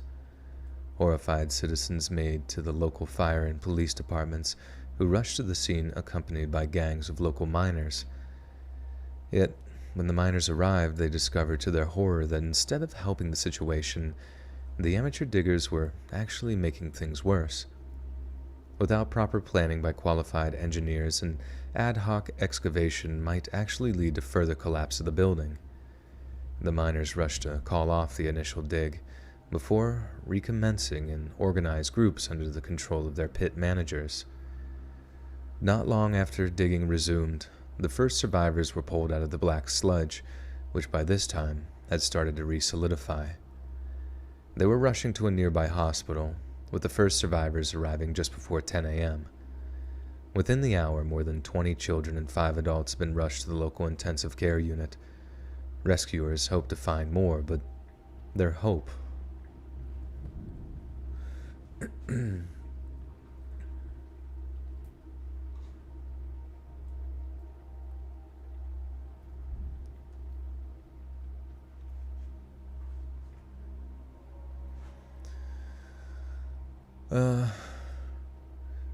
Rescuers helped to find more, but their hopes were in vain. After 11 a.m., no other survivors were found, and as they dug, the rescuers began to piece together a horrifying picture of the seconds following the spoil slide. Nancy Williams, the school's meals clerk, had sacrificed her own life when she used her body to shield 5 children, all of who survived the disaster. When her body was found, she was still clutching a pound note she had been collecting as lunch money. Rescuers then discovered that the deputy headmaster, a man named Di Benyon, had attempted to use a blackboard to shield himself and 5 children from the slurry pouring through the school. Unfortunately, he had been less successful than his female colleague, as he and his 34 pupils were found to have perished. In total, almost 150 Aberfan residents were killed by the spoil slide, and 116 of those were children between the ages of 7 and 10 years old. Given the extremely tragic and sudden nature of the disaster, BBC News led with the story for its 10:30 a.m. broadcast. The result was that thousands of volunteers traveled to Aberfan from all over Great Britain, some of which helped set up a makeshift mortuary in the village's small chapel. A team of volunteer doctors and coroners Poopgan.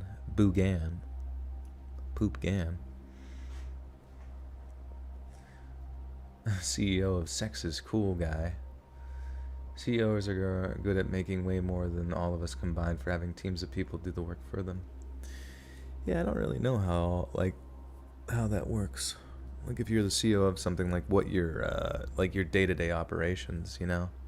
And then you got your board of directors and your investors and all that. Like I don't really understand the whole. It's really interesting though, like how some corporations, that's how they operate, and they literally, I don't know, they generate more revenue than like entire nations. And these are nations with like, I don't know, people that run the military and all this kind of stuff. It's just crazy to think that if you're in one of those positions, you're kind of like, you wield quite a large stick, and I hope you use it responsibly. Aberfan? Yeah, I think that's how you pronounce it. It says it's spelled Aberfan, but I think they call it Aberfan in the UK.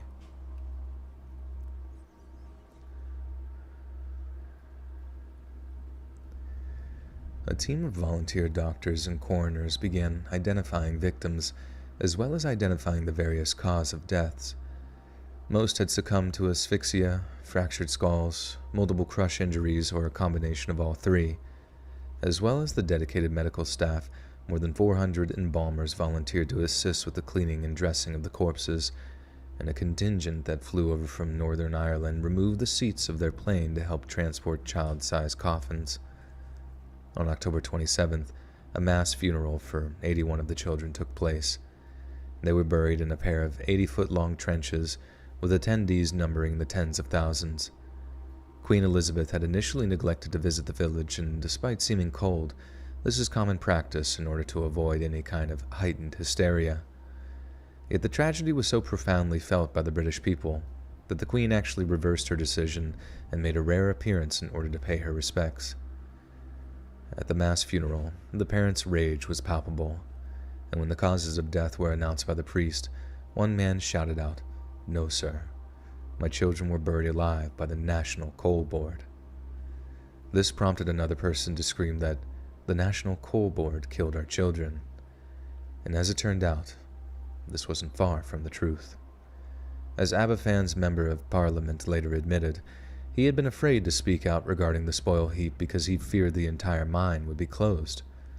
As one member of the National Union of Mine Workers put it, if our MP's statement is to be accepted as truthful and accurate, then he bears what must be one of the largest personal burdens of responsibility for the disaster.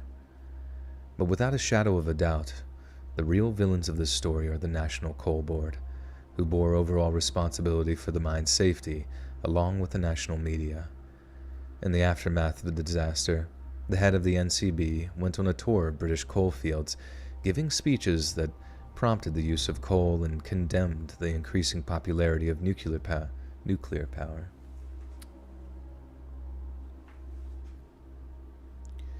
In the aftermath of the disaster, the head of the NCB went on a tour of British coal fields, giving speeches that prompted the use of coal and condemning the increasing popularity of nuclear power.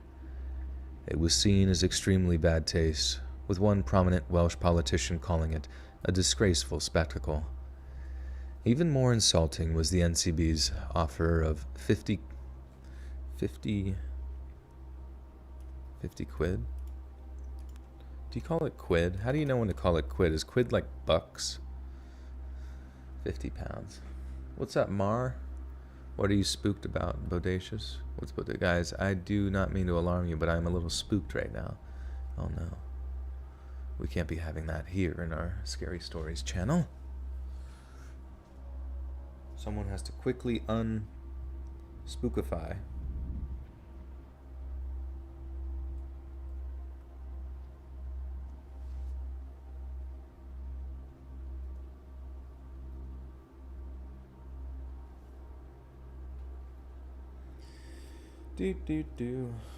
Alright. Joe, you should read the scariest story of all time. The script for the movie Over the Hedge. What's that about? Zazzy, thank you. Imagine if companies who put profit before people got shut down or held accountable.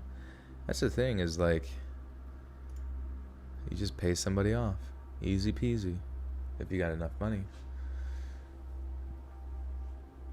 Or you have somebody on like one of your guys on the board of directors of some sort of safety or environmental, I don't know, some like whatever organization is supposed to hold companies like that accountable. They just like slowly infiltrate it over time.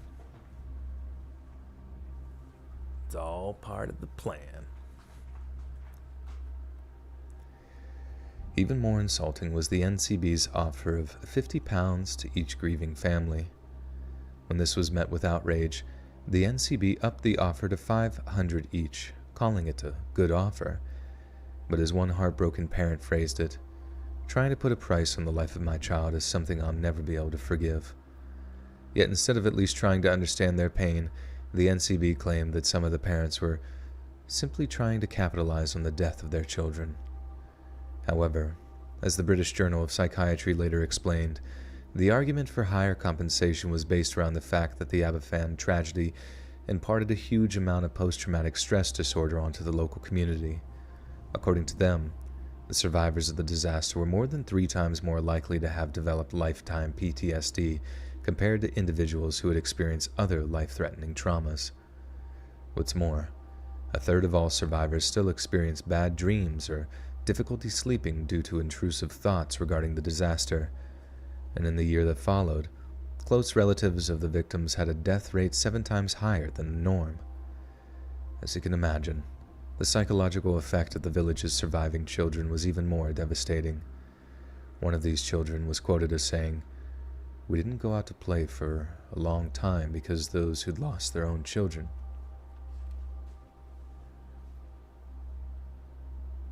What do I think about getting revenge? Well, let's just say if you go to get revenge, be sure to dig 2 graves. But yeah, don't do it. It's not a... Honestly, I was playing God of War, the 2018 one, and I remember, like, I forget his name, but he's like the son of Freya, and he hates Freya because Freya gave him the ability to feel no pain, essentially feel nothing, but just not be able to be killed, you know. And he despises her for this because he misses feeling anything, you know. And, you know, he held a grudge against her for like over 100 winters or some shit like that, you know what I mean? And it's just funny to think, like, life is so much easier for anybody to live in a state of forgiveness, you know, rather than living in a state of constant hatred and desire for revenge. It just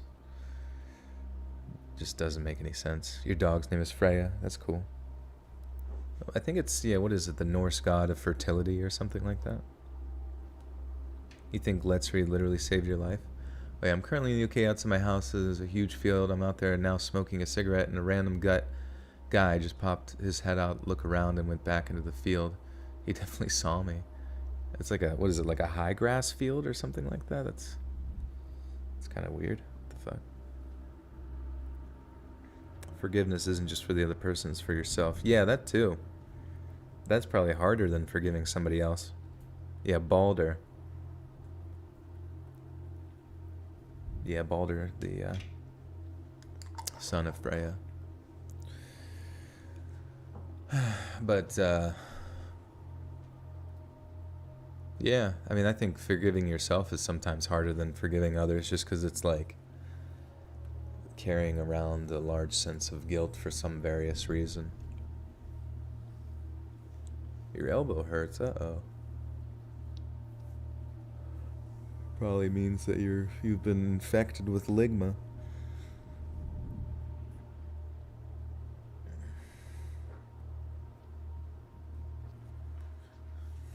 Alright, one of these children was quoted as... Oh, yeah. One of these children was quoted as saying, "We didn't go out to play for a long time because those who'd lost their own children couldn't bear to see us. We all knew what they were feeling, and we felt guilty about being alive." Almost 85% of Abafan's children's reported sleeping difficulties, nervousness, difficulty making friends, unwillingness to go to school, and even randomly wetting their pants. One local doctor later wrote, "By every statistic, patients seen, prescriptions written, deaths, I can prove that this is a village of excessive sickness." It should also be noted that despite these problems, the birth rate rose considerably in the years following disaster, and remarkably out of proportion to surrounding towns and villages. In short, this is a kind of deep psychological programming that's normally triggered by apocalyptic... In short, this is a kind of deep psychological programming that's normally triggered by apocalyptic level disasters, the kind meant to prevent the extinction of the human race. This all played out in the tiny village of Abafan, after a day that, for many, really was the end of their... This all played out in the tiny village of Abafan, after a day that, for many, really was the end of the world. Their world. Oh, that doesn't sound right.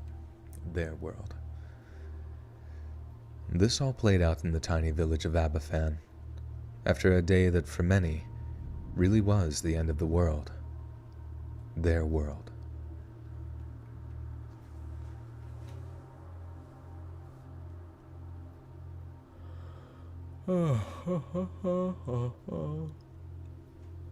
It's a huge field that's used for car boot sales. Car boot? Car boot sales? What's a car boot? Like something that you put on the wheel to keep it from driving? Alright, that was a long one. Shit. Very sad, too.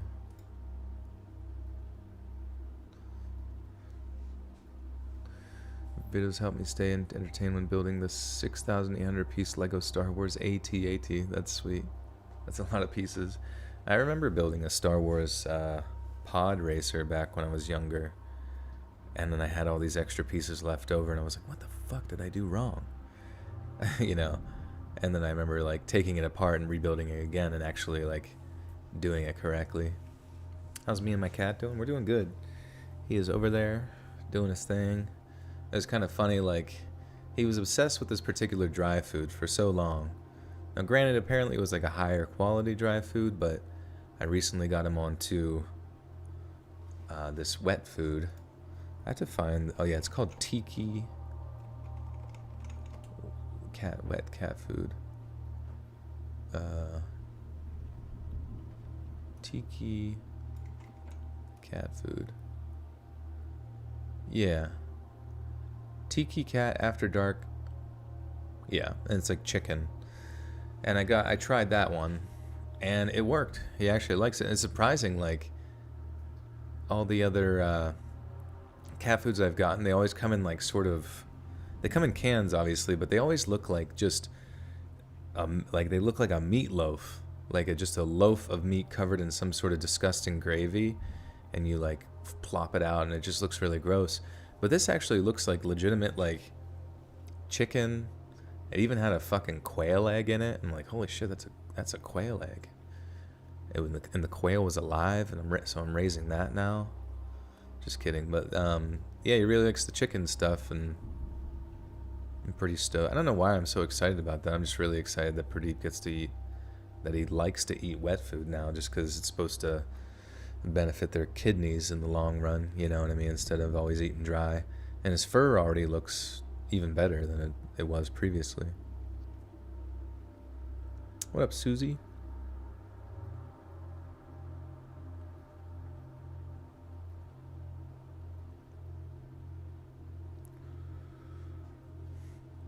You saw a Business Insider the other day. It said Legos are worth more investing in than gold. Why? That doesn't make any sense.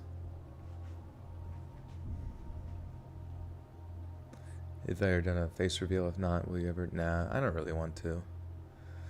I understand it's like an exciting thing, but for some people, but at the same time, how many times have you like listened to a radio person for a long time, then you've seen their face, and you're just like, oh, that's what they look like?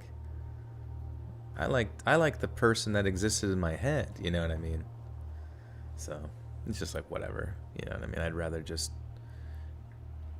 not exist as a face, you know?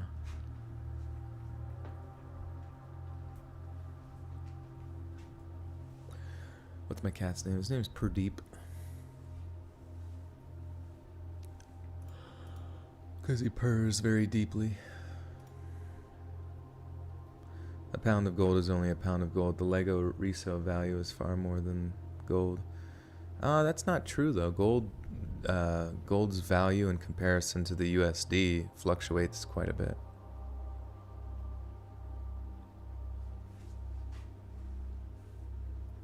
I don't have a face. Yeah, I lost it in a freak exfoliating accident.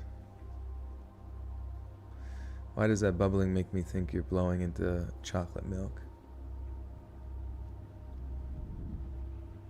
Maybe I am.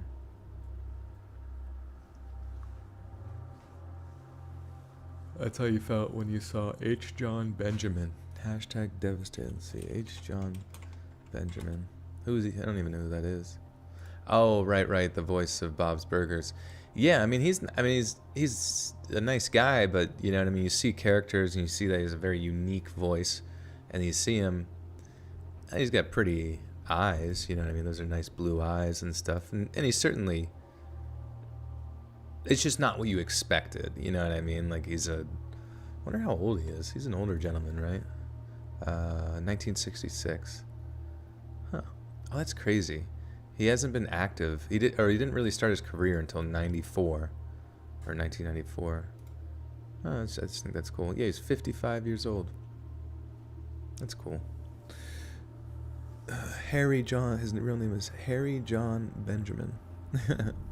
Hello, I'm Harry John. Yeah, Lisa. Or no, I can't. I don't even know if I can do Bob's Burgers voice. Lisa, what the? I don't know. I'm not gonna hit it. I do like his voice a lot, though.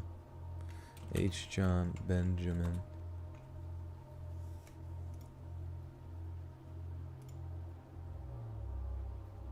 You know, get better. There's things that I can't quite. No. I can't do his voice. I don't want to right now. Even though I put that on myself. Hey, how long you been live? We've been live 2 hours. And we're on story number 3. Your dog chewed up my brother's original Red Dead Redemption toy from when we were little, so I thought I could get on eBay and replaced it without him knowing, and this stupid little 2-inch toy was $800. Wait, what? Oh, R2-D2 toy. I thought you said Red. For some reason, when people type like R2-D2, for some reason I saw like Red Dead Redemption. I was like, wait, that kind of came out recently. And Hell's Bells, I was like, you're not little, are you? What the fuck? But that's Star Wars. Joel, were you a Lego Bionicle guy back? You know what? I remember when Bionicles came out, and I bought one and put it together, and I was kind of disappointed because it was like too easy. You know what I mean? Like, it was a nice little thing to do. Like, you could put it in a stocking stuffer and just give to a kid to like finish in an hour or something like that, or less. But I remember just being disappointed. I'm like, oh, there's not that many pieces to it, you know? But it was cool. Like, as far as like it's sort of, it was very opposable. I never really watched the show though, the animated show. Dude, I remember I had this like really flexible, like there was a ton of joints on it. It was like a Hulk. It was a Hulk doll that I got for my cousin.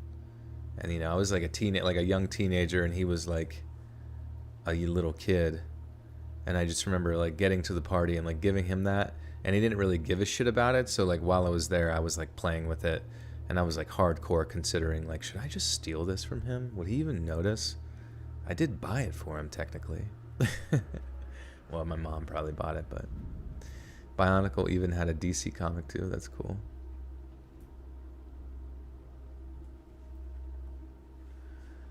I saved that money when I was like 9 to buy one of the large-ass Bionicles and called it Ultron. That's sweet.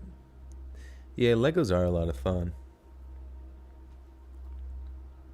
I remember my friend's mother, they rode my bus, and I only ever got to hang out at her house like one time, but I remember we went into her basement, and her mother had this huge table down there that was just like covered in Legos. And that was like her way to like unwind sometimes, or kind of like de-stress, was she would just go like this, her grown, you know, 50s plus year old mom would just be like, yeah, my friend's MILF. She was just down there. The Legos is really what did it. But she was just down there, and she would just like play with Legos, you know what I mean? Like, and she had just a crazy assortment of them, of thousands of them. And she would just put them together and make fucking things and shit. It's just interesting, you know? But I respect that, you know? Everybody needs something to do. Stepping on Legos. Now that is a pain I would not wish upon my worst enemy.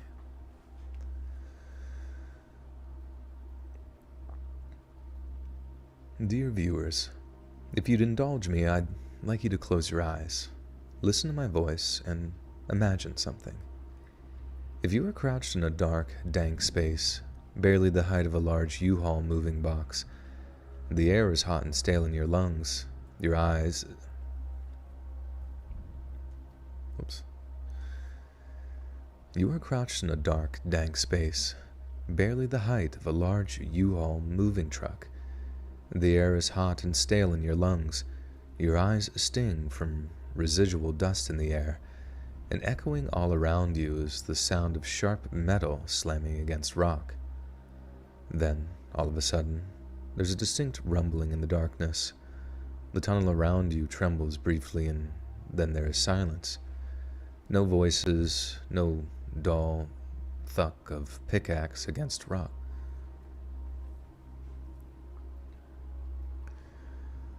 No voices, no dull sound of a pickaxe against rock. Nothing. But then you hear a noise.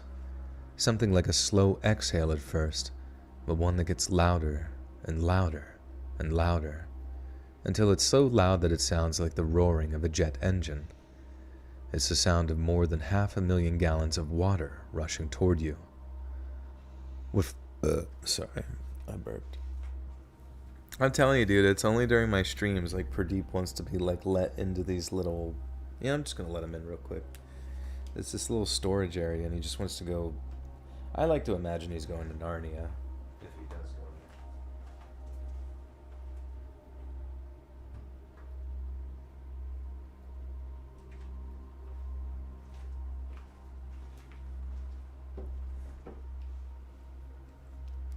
there. There he goes. Off to Kitty Narnia. Pradeep's gonna go play with Legos.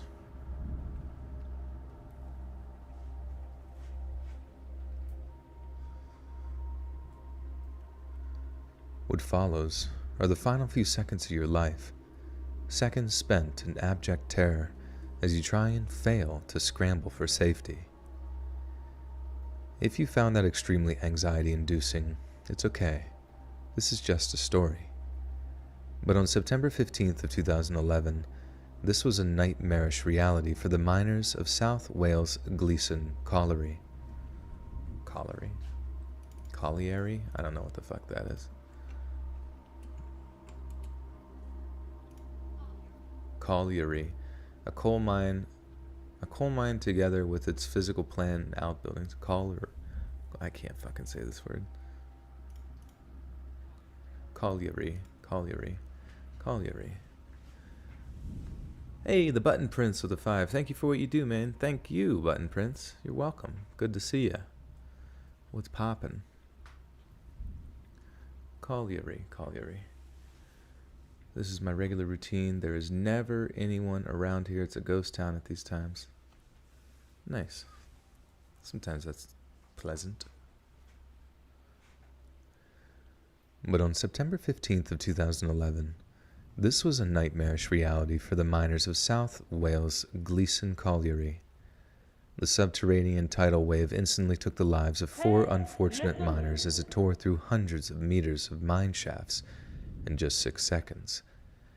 3 of their comrades managed to escape to the surface before they were drowned, but were forced to endure an agonizing 33-hour wait to learn of their colleagues' fate. The tragedy was caused by work designed to improve the mine's ventilation, which would be achieved by connecting 2 separate shafts. The prospect of flooding is always an ever-present danger in the kind of subterranean excavation.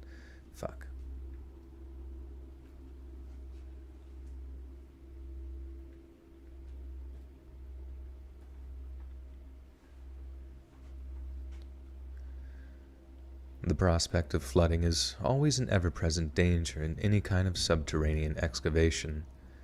But due to the complex and sophisticated pumping system present in the mine, this threat was thought to be all but nullified. Underground explosions were also commonplace, and a number of safety procedures were in place to prevent any kind of structural instability. Yet on the morning of September 15th, these safety procedures suffered a catastrophic failure. A miner by the name of Nigel Evans had only been employed at the Gleeson for 3 days at the time of the accident. He later described the horror of suddenly hearing a tremendous whooshing noise before feeling an unusual gust of wind flowing down the tunnel. Seconds later, he was greeted by the sight of a nearby lamp shaking furiously as the very earth around him began to tremble. Nigel then saw one of his co-workers, Jake Wyatt, who was crouch running up the tunnel with a terror-stricken look on his face. Jake looked up, saw Nigel, and screamed, "Run!" It was all Nigel needed to hear. I didn't look back. I just ran out of the main drift as fast as I could go. he later said. As the two men ran, Jake began to slow down. By his own admission, he was well past his prime, and the lack of proper oxygen in the mining tunnel made the situation even worse. In the end, Jake was on the verge of passing out, and as he slowed to a crawl, Nigel begged him to keep going. I kept trying to drag him with me, but he was so exhausted he couldn't speak a word, Nigel stated. That's when I saw the water rushing up behind him. I've never felt such fear, and I was convinced we were both going to die. The water rushed towards both men, roaring and frothing as it came, but stopped just short of the exhausted Jake. It was nothing short of a miracle. Jake had collapsed just above the waterline. They were saved. The survivors crawled through mud and sludge before they finally saw the light of day. Nigel believed that since he and Jake had gotten out alive, that others might have been lucky enough to escape too. Yet as they reached the waiting paramedics on the surface, Jake's response was like a gut punch of pessimism. "They've gone," he said. Or they've gone, they're gone.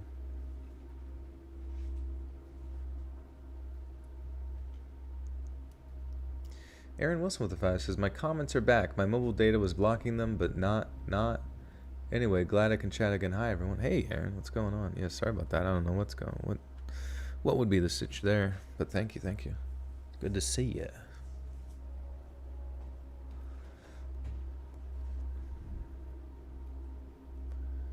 They're gone, he said. There's no hope for the others. The others he was referring to were 62-year-old Charles Breslin, 50-year-old David Powell, 39-year-old Gary Jenkins, and 39-year-old Philip Hill.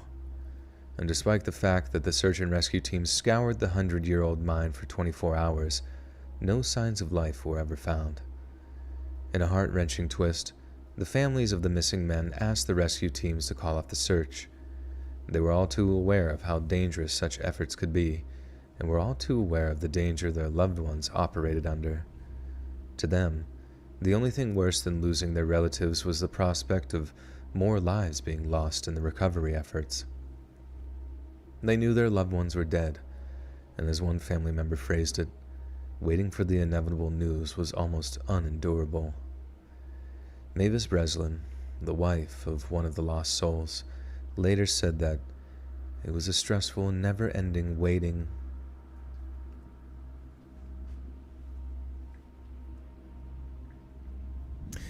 What's your opinion on Goosebumps Haunted Mask episodes? Have you ever seen them? I feel like I only vaguely remember the one on Halloween, the Halloween mask or whatever.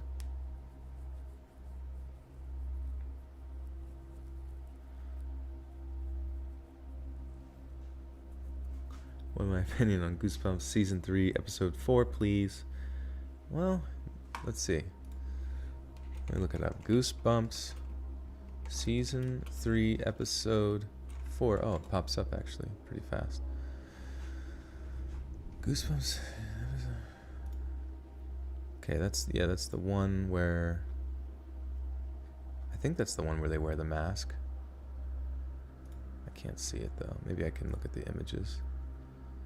I mean, what's popping up kind of like Goosebumps, How to Kill a Monster? Oh, whoops, it took me to Voodoo. Gretchen and Clark's grandparents are really forgetful. They've gone out for the day and forgotten to mention that there's a monster locked upstairs. Maybe I don't remember that episode. I don't know. I can't really have an opinion if I don't remember. Maybe it'll come back. Do you think the world was ending in 2012? Yeah. It ended, and now we're just continuing down another timeline.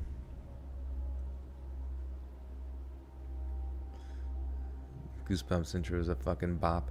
Yeah, I love that like when it becomes like Halloween time, there's that one, I don't know, it came from Vine, I think, back in the days of Vine, but it was like some girl playing the piano, like she's got like fucking funny ass glasses on, and she's like playing the piano for Goosebumps, like bam bam bam bam bam bam do do do do do do do do do do do bam bam bam bam bam bam.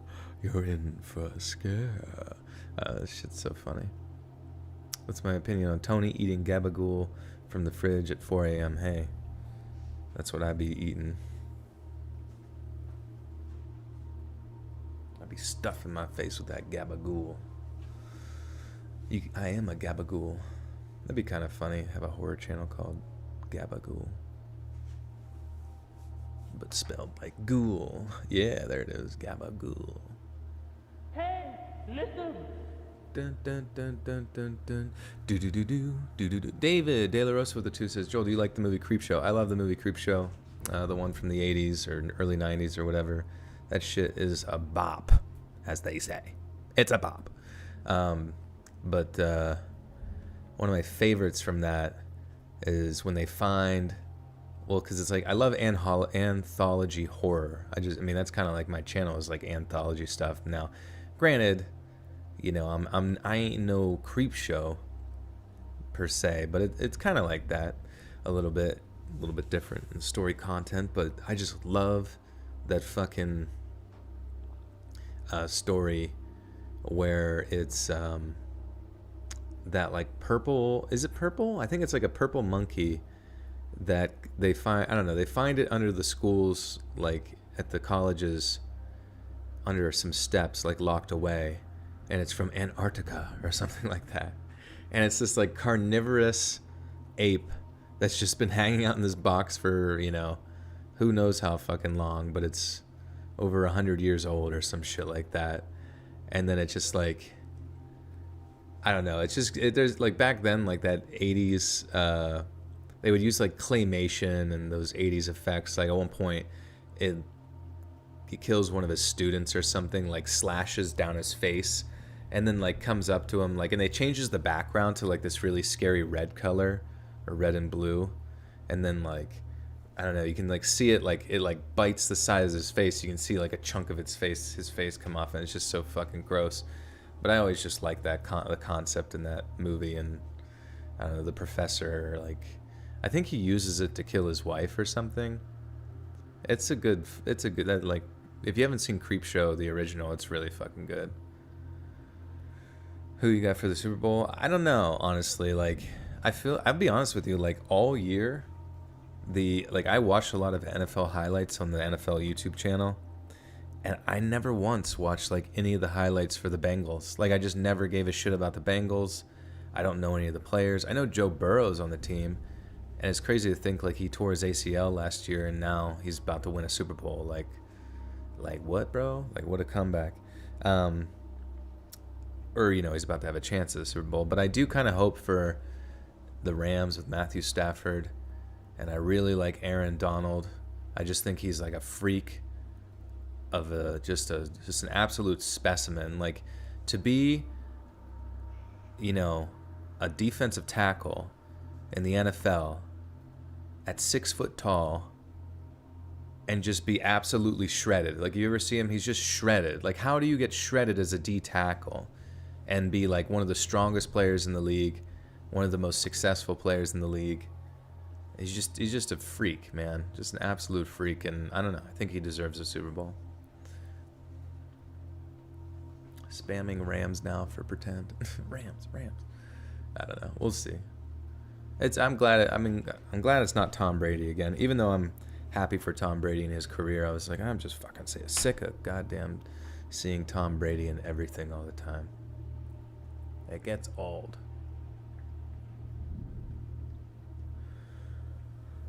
Oh shit. Ugh.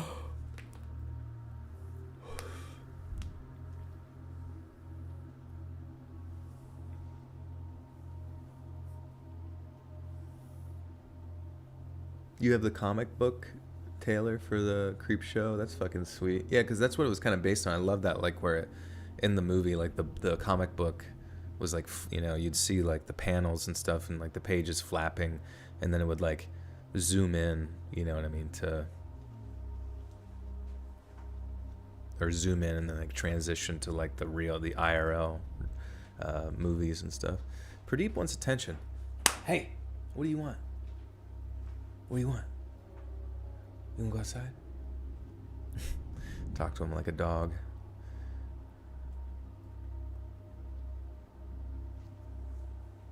People fitting to think he's a GOAT for the longest time. I mean, was it how many Super Bowls? That's just crazy. Like one Super Bowl, some people call people the GOAT, you know, but how many Super Bowls has Tom Brady won? How many Super Bowls has Tom Brady won? Tom Brady is the most successful quarterback. Don't you love when you ask like a simple fucking question, you go to a website and they got to do like a whole fucking write-up?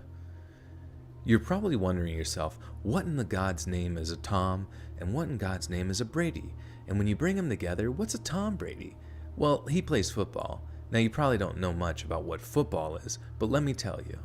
Back in the year 1918, whenever women were sick of men being in the kitchen, they took the pigskin and they sewed it together and blew air into it and threw it to their worthless husband. And they said, hey, go out with the other bros and score me a touchdown, daddy, and give this to Tom Brady and tell him, how many fucking Super Bowls? Oh my God, 1, 2, 3, 4, 5, 6, 7? Wait. Oh, these are his appearances. Oh my God. I just want to look up one thing. It's like, got to tell you the whole history of everything. Why is this not just the first? Okay, here we go. Wikipedia's got to have it. Oh my God. I don't know. Does anybody know? I can't literally can't conveniently find it on the internet. Has all the information in the world, but it's just like stacked with all this other diversionary words. And I think it's 7. I think he has 7 Super Bowls.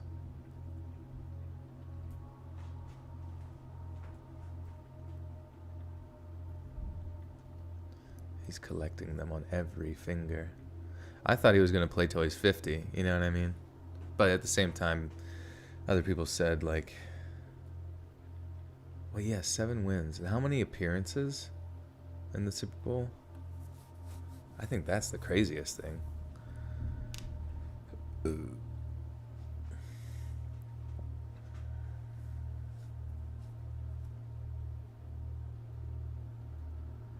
He's been to 10, won 7. Damn, dude, can you imagine if all of his fingers were just covered in 10 Super Bowl rings? Like, I don't know, it's just wild to me, dude.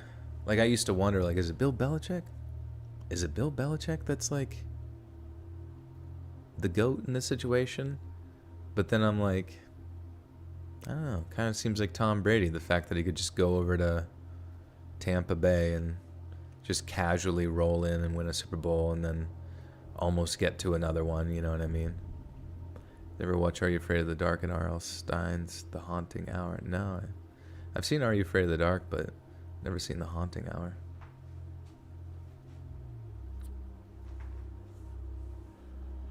The Raiders haven't won a single Super Bowl.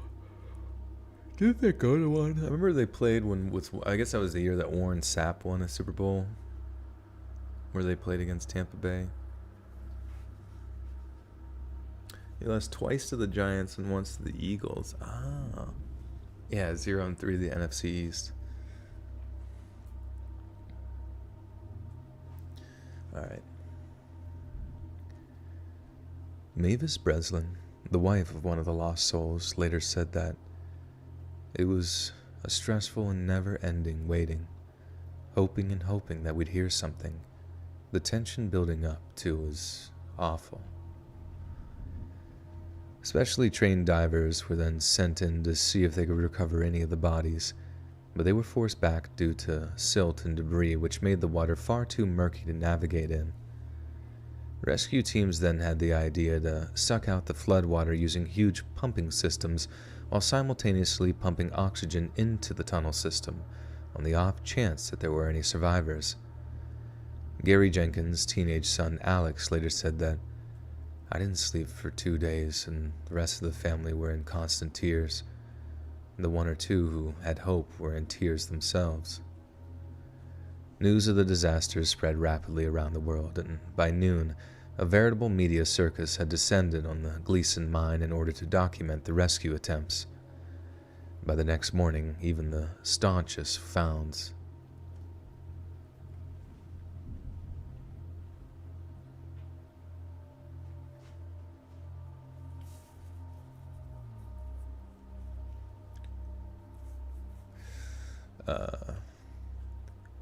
But the next morning, even the staunchest found their wells of hope were running dry.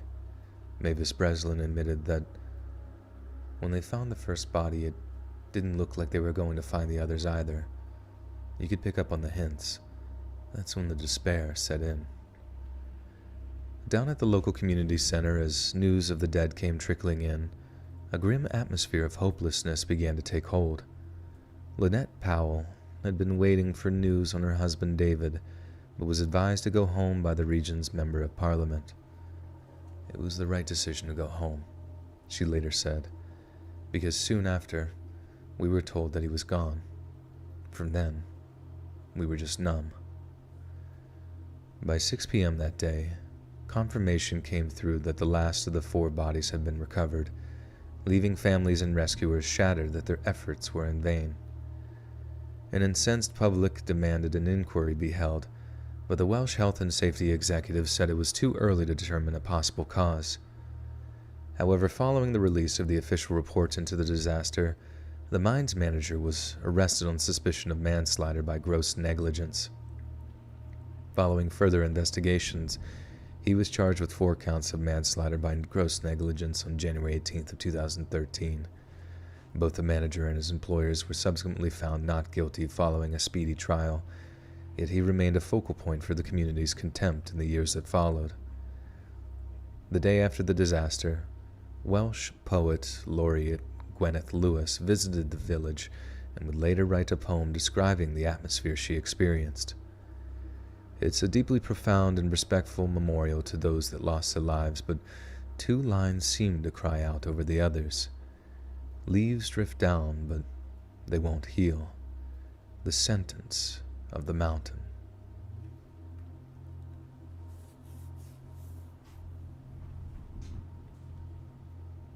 What the fuck?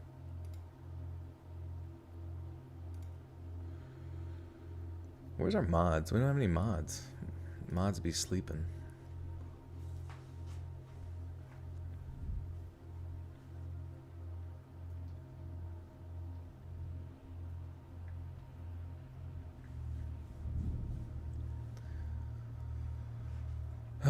Anyways, Gleason.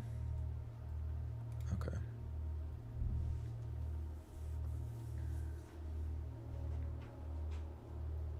What is this? This is the second story I've sent you, but you must have thought the first one sucked because you haven't read it in any of your videos. Hopefully you think this one is better. If not, I'm still love your channel and content, so please keep up the great work. Anyway, on to the story. Remy, I'm doing good, just chilling. Mods be drinking that juice. They be loosey-goosey.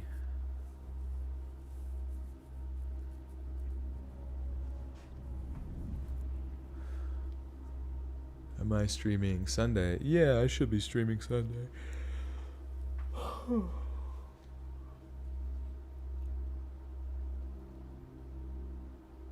I should be drinking that juice.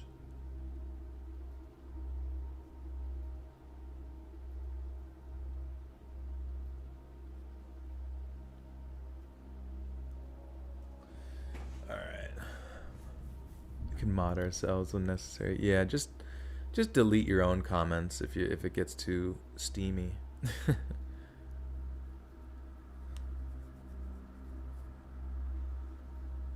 Alright, anyways. I've been into caving for quite some time now, but not in the way you might think. I got stuck a little while back and it really scared me, so I only ever explore things like abandoned mines now. Places where I can actually walk through without fear of getting stuck. I find it's just as creepy and exciting without all the dangers.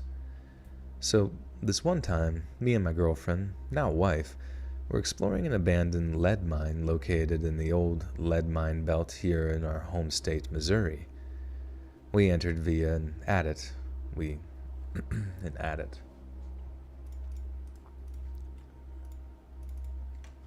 Adit. A nearly horizontal passage from the surface in a mine. Oh, okay, nice.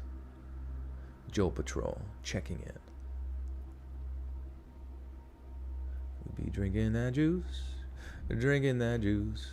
We be drinking that juice. Quick, everyone sent a steamy message. One covered in hot, steamy shit.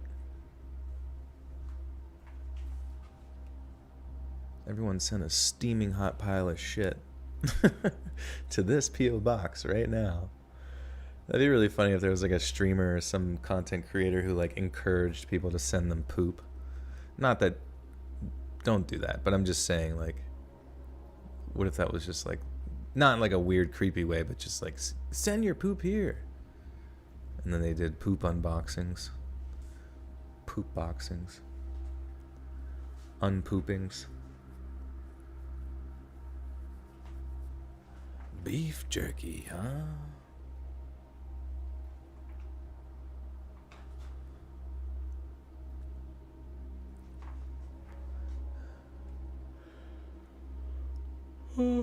Yeah, critiquing the shit. That probably wouldn't be good for YouTube. Okay, anyways. We entered via an adit, what we call the entrance to a mine, much lower down the hillside than the regularly used entrance, and did so in order to see the lower workings that are not normally accessible from the higher adit. After a few minutes walking deeper and deeper into the mine, I came to what I thought was the base of a stope. That's like a thin step.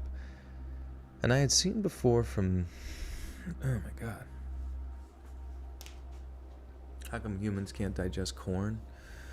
Well, I think it's... we can digest corn, but it's the fibrous material around it that our body shits out. Like, you'll notice that, like, the little corn kernels you pull off, if you're not popping it or whatever, but like you can actually push out the starch like within it, and then like the sort of fibrous material that surrounds it is what appears to be like corn in your your stool later on.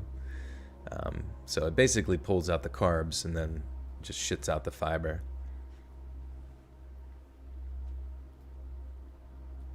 The casings, yeah.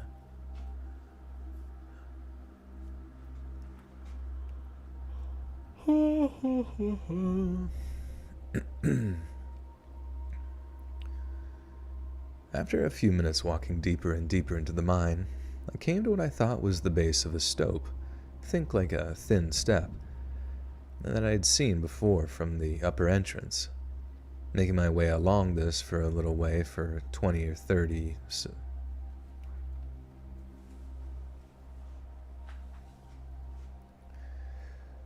Making my way along this for a little under 20 or 30 yards, I found myself marveling at the flowstone deposits.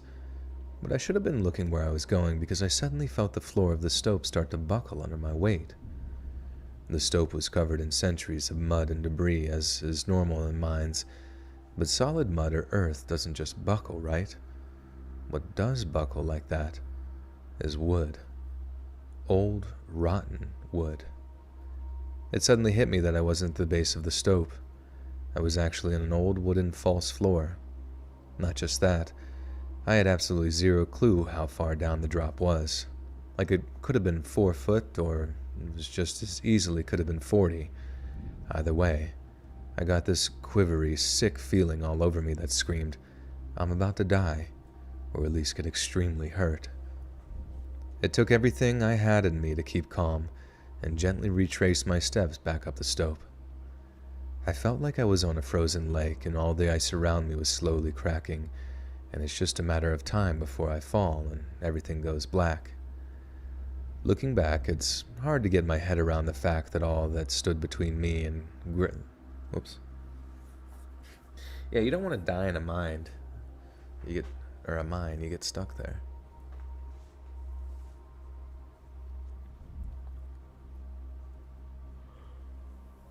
Dun dun dun dun. Boom boom boom. Doom doom doom. Doom doom doom doom. Downtown Orlando is closing down its main goth club. Disappointed but not surprised. What the hell happened with the goths? Did somebody run out of black nail polish? Boom, boom, boom. Boom, boom, boom, boom. Creepy SpongeBob episode. Yeah, that'd be sick. Dude, SpongeBob should just have a bunch of horror episodes. That would be great. Horror.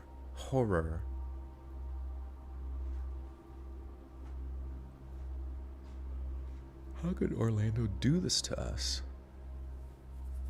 It's the place of joy in Disneyland. Or world. Or whatever. What the fuck am I doing? What the fuck am I even talking about?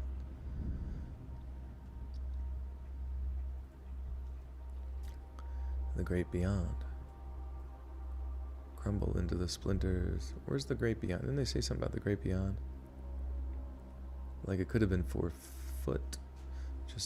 Took everything I had in me to keep calm. What the fuck? Great beyond. Oh, there it is. I'm an idiot. Looking back, it's hard to get my head around the fact that all that stood between me and the great beyond was a bunch of 100-plus-year-old half-rotten wood. And how or why it didn't just crumble into splinters under my weight, I'll never know. All I know is that when I suddenly felt solid rock underneath me again, it was like all the birthdays I've ever had combined. It was being high on life, pure relief, like nothing I've ever felt before or since. After that, me and my wife backed away from the stope and back up towards the surface.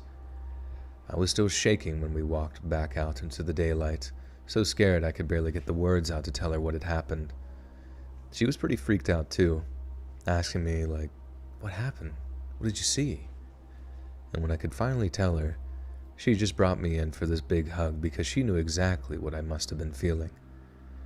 I already knew I wanted to marry her, but that little incident just confirmed it.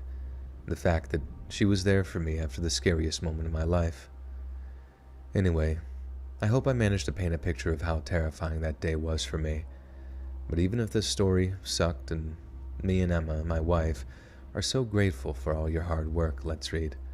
We are and always will be proud members of the Buttersock cult. Aw.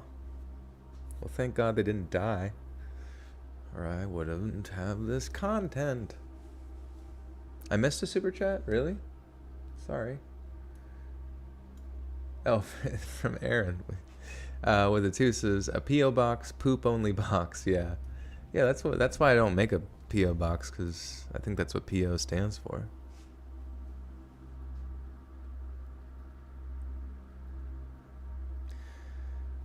I'm like the #1 fan of Let's Read. I always wanted to be in a horror video with him. Just footage of you dancing in the street. What am I doing under the water? Sometimes I'm in space, sometimes I'm deep under the ocean. We actually know more about space than we do about the Mariana Trench. A lot of people don't know that. The pressures are just too great.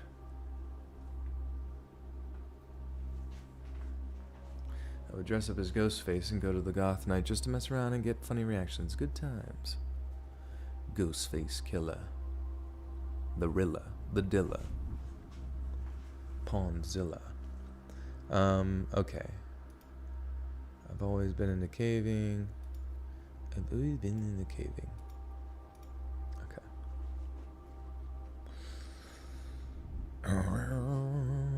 Well, everyone's a vindicator killed me in a woodland What?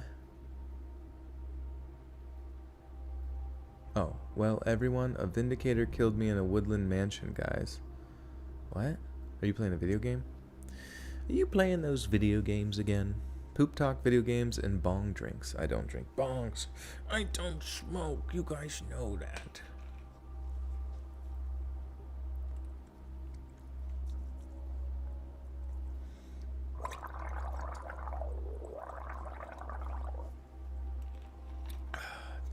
Ten out of 10 would kiss Joel's disembodied voice.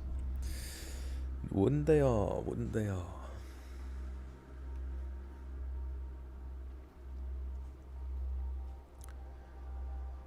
I've always been into caving, and some of the best caves you can explore happen to be either abandoned or half-excavated mines.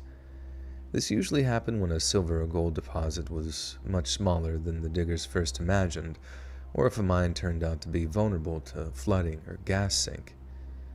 Anyway, about an hour into this one mine I was exploring, I was going through a narrow chasm. Is it chasm or chasm? Jism? A narrow jism? Chasm. A deep cleft in the surface of a planet, such as the Earth. Wait, I saw a video earlier today where it was like somebody who worked for NASA who said that we couldn't go back to the moon again. And I was really confused about that. I was like, wait. He said like the technology or like the technology that got them to the moon to start like doesn't exist anymore. Is that true? Or can we go back to the moon? I don't know. It's just really weird. Like that it was like it seemed like a legitimate NASA like interview, like almost for like Discovery Channel. Like, we actually can't go back there. Like it seemed like a Bill Gates style nerd guy, you know what I mean?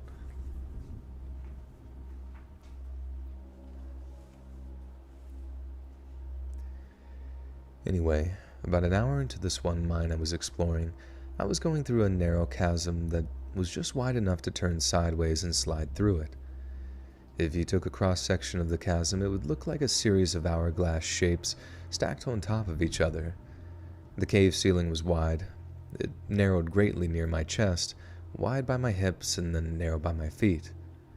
About 30 feet or so into this chasm, the bottom totally drops away. Fuck.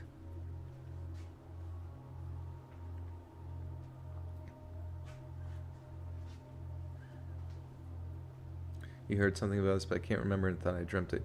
Yeah, look that up on YouTube. On the YouTube. There's an actual video of the person being like, we can't go back there. But I was just like, how come? Like, didn't they fucking get to the moon using like a TI-98 calculator or some shit? And now we can't get there even though we have a fucking iPhone? Like, and all sorts of, we have like 1 trillion iPhones. Just super glue all of them together.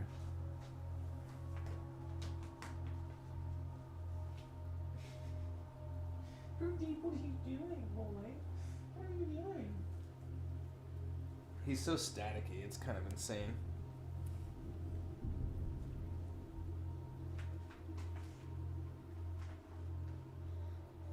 Shame on the moon for not letting us come back.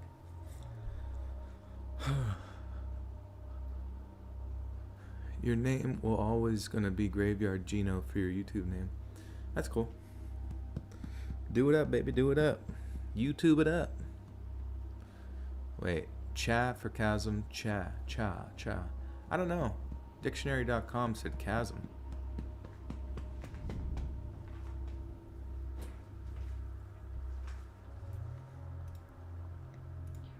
Yeah, it's saying chasm on Merriam-Webster since 1828. Maybe it's, if you're in the UK, it's chasm. I don't know. Jism. Apollo 17 was the last manned mission to the moon. The aliens messed heavily with the team. Since then, we will not go back. Huh. How do you know that, though? Like, the moon is made of cheese. Well, that's absolutely true. Aliens don't want them stealing their cheese. So when the scientist said we lost the tech, he meant we lost the use of the technology because it was a waste of taxpayer dollars. What do you mean, lost the use of it? They waste money on fucking everything. They don't want to go to the fucking moon again. The dark forest theory. No, what's that about? You're flipping through your sketchbook and it's a bunch of Mandalorians and then boom, skeleton astronaut. Hell yeah. You should take a picture and tag me on social media.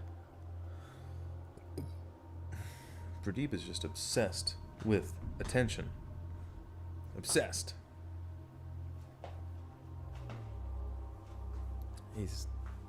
He doesn't budge.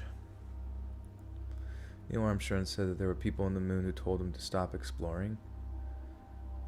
Where? Is there a video of him saying that? I don't know. I feel like there's so much like folklore around like the moon landing shit. Mars is the new moon. That's what I understand. Like, Elon Musk wants to go to Mars, but then they don't want to go to like the moon. Why don't they just stop by the moon first? Right? It's on the way. It's on the way. The moon is essentially like the gas station that you stop at to get snacks before you go visit grandma, aka Mars. Ever thought about doing Mercy-like hoodies? What's Mercy-like hoodies? Oh, merch. Oh, yeah, I do have merch. shop.spreadshirt.com/let's read. And you can get any sort of... You can actually take all the designs on there and customize it, put it on, customize merch and size it up however you want. It's pretty dope.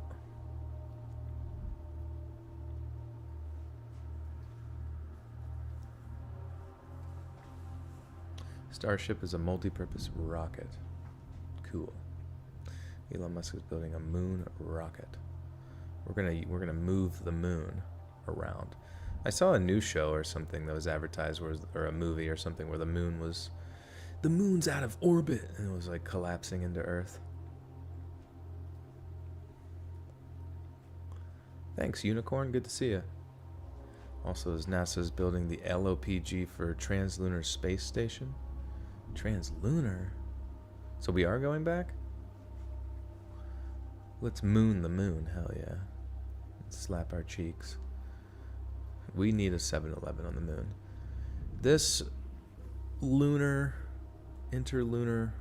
station is sponsored by 7-Eleven.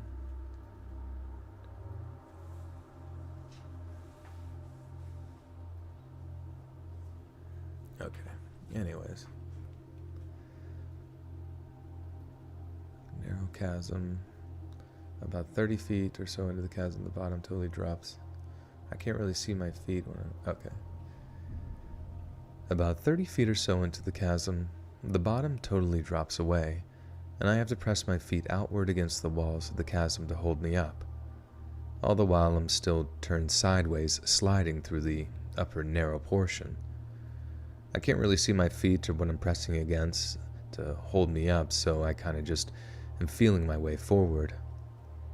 Eventually, one of my feet slips, immediately followed by the other, and I drop down a few inches, catching myself on my wrists and elbows along with the bottom of my rib cage on the skinny part of the hourglass. The position won't give me enough leverage with my arms to pull myself up, so I'm feeling around with my feet for something to stand on. I'm concerned, but not freaking out, but I'm also not able to find something to stand on. Eventually, my arms start getting tired, and I start sliding deeper into the skinny part of the hourglass. As I slide lower, I realize that each time I exhale, I drop down an inch or so, and the skinny part of the hourglass is starting to prevent me from fully inhaling. That realization that I can't breathe freely.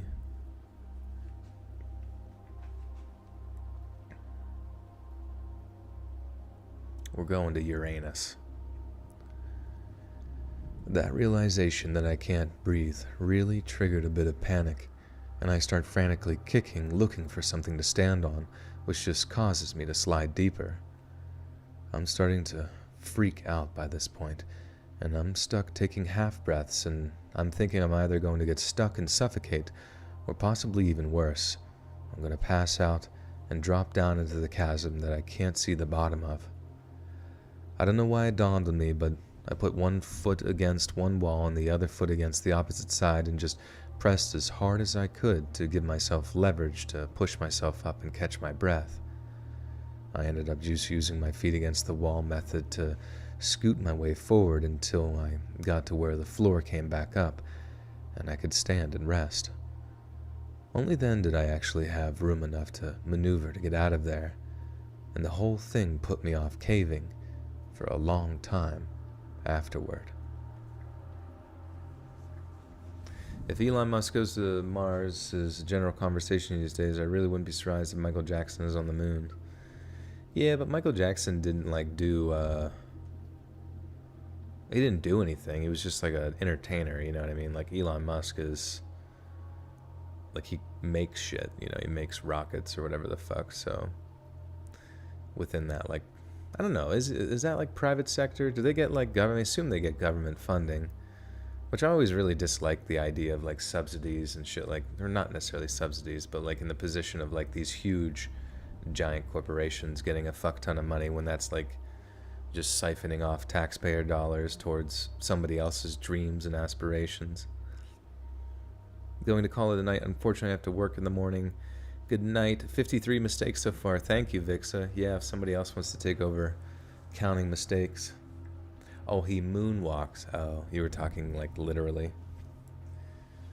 I'm sorry I didn't pick up on the sarcasm.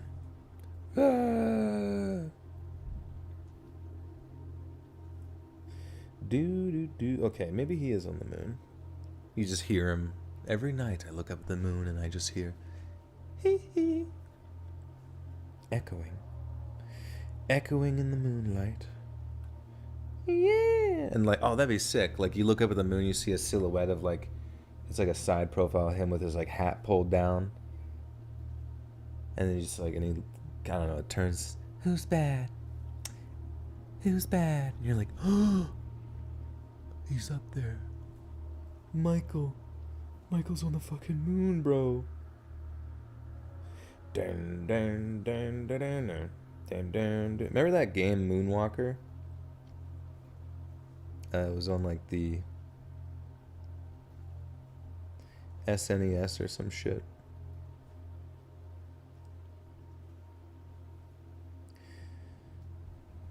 Dun, dun, dun, dun, dun, dun, dun, dun, dun, dun, dun. Okay.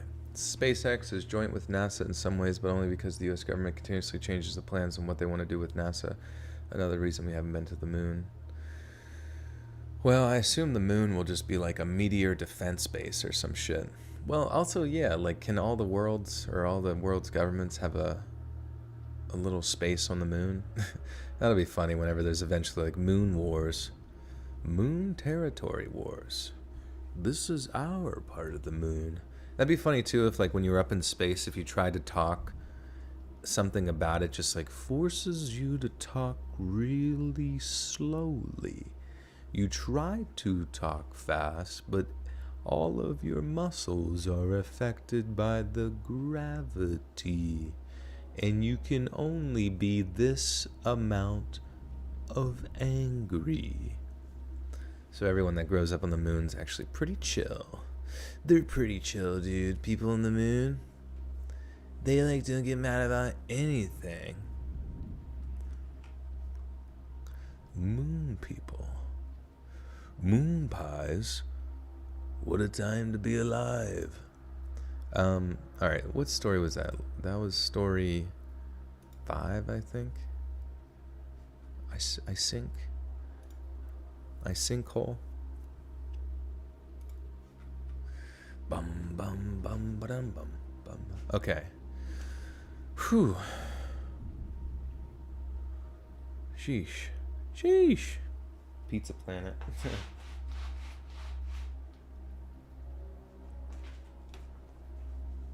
Moon people Bing chilling? Oh yeah, they Bing chilling.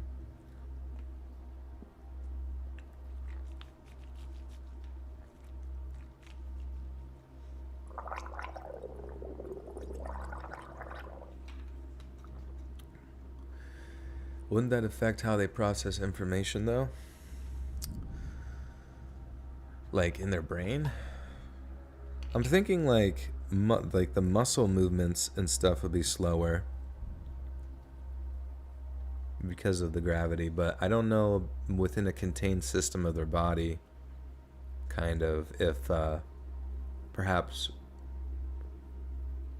you know, their brain's conductivity of electricity actually flows pretty much the same within the nervous system, so they think the same, but they just speak slower, or maybe they don't even, maybe they do like think slower on the moon, and it feels as if though they're talking normal, but when you see them on video and they look at it later, they're like, yo, look at this guy, he don't even know that he talking slow.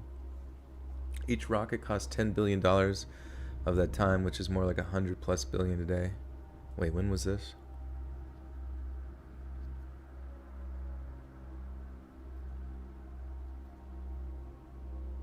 You're smoking a bong. I'm not smoking a bong. I'm gargling. Everybody always says smoking a bong. How's that? This is what smoking a bong sounds like. I can make the noise with water in between my lips. I'll show you.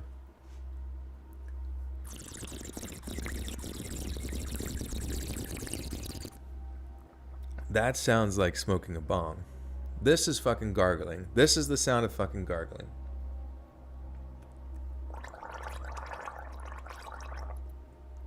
Have you ever seen anybody smoke a bong and it sounds like that? Their bong is fucking broken. It's broken. It's a broken bong.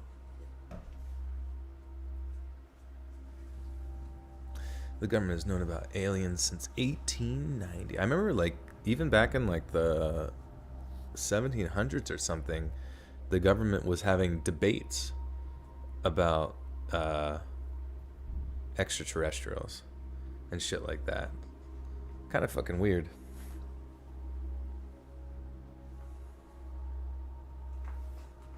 Large. Their bong is large. Demonstrating it for the good of the people. I'm sick of being categorized as just some sort of greenhead. It's a broken gargoyle bong, but it's signed by all 4 members of Corn. Corn Cob TV. Yeah, it's Sublime smoking a bong right now. What does your bong sound like? And can you confirm that I'm not smoking a bong, man? Hey, geeky thingy with the 10. Thank you. That profile picture's so funny with Thank you. And Grandma with the 7 Canadian. Some top-notch throat noises, sir. Hello to the Buttersock fam. What's poppin', Grandma? How are you? Did you bring us the cookies?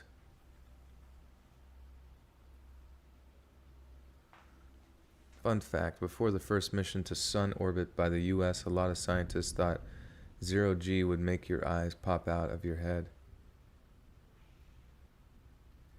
Oh, okay. Yeah, I mean, I guess within, like, if you were just floating there without anything protecting you, maybe. But I guess maybe it's the cold that gets you. I don't fucking know.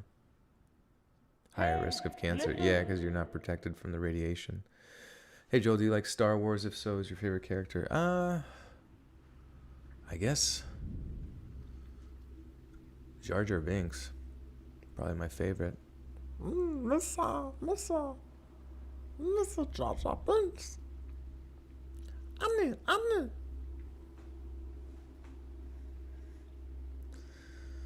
I like when he sticks his tongue in the pod racer.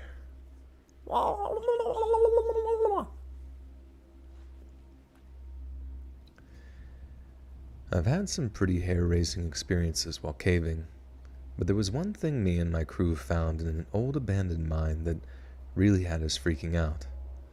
So, picture the scene.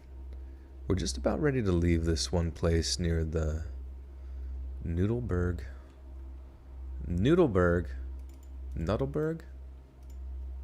Shit.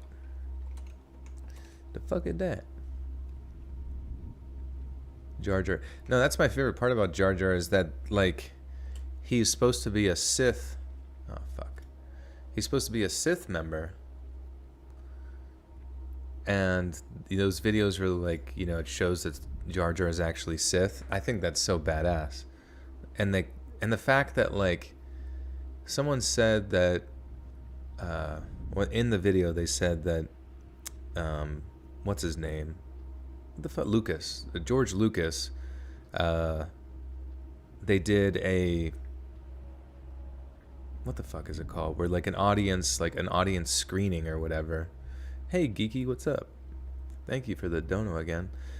They did like a a screening of like an audience to show that's, Jar Jar was the Sith member or whatever, and they thought that people didn't like it, so they didn't do it. But I'm like, dude, if you would have did that, that would have made everyone appreciate Jar Jar Binks so much more, because they already hated his character anyways or whatever.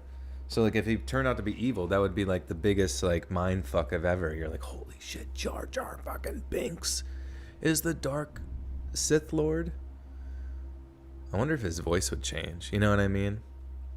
But I don't know. There's a lot of things about him that they showed that kind of made him out to be a Sith Lord, and I think that's fucking sweet.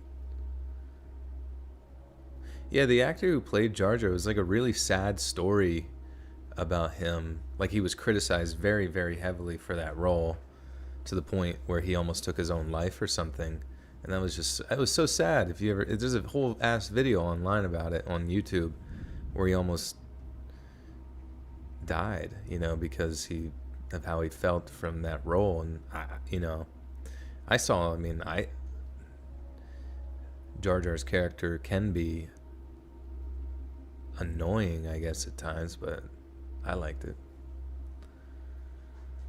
Weaponized incompetence, yeah. Episode 2 was titled Jar Jar's Great Adventure. Really?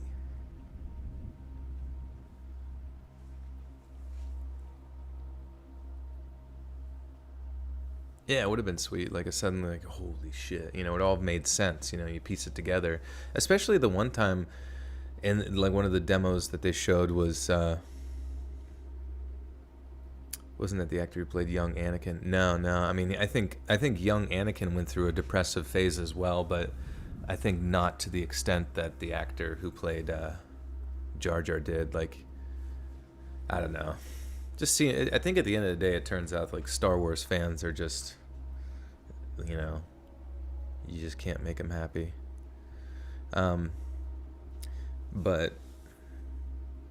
I don't even know what the fuck I was talking. Oh yeah, there was a point where Jar Jar was like mouthing something, like someone else was saying something, but Jar Jar's mouth was moving as well, and he was literally controlling another Jedi. I think it might have been one of the main Jedi, or maybe even was the princess or something, Padme. He might have been controlling Padme's mouth and making her say things, and I was like, that's fucking nefarious as shit. Like, imagine like you, like a Sith so powerful can just make you say things. That's just wild to me.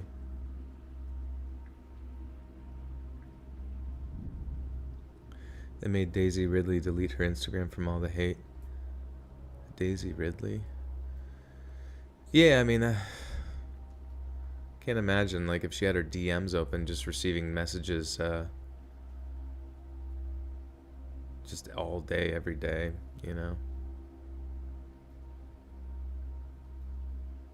just from like a bunch of weirdos online saying terrible things.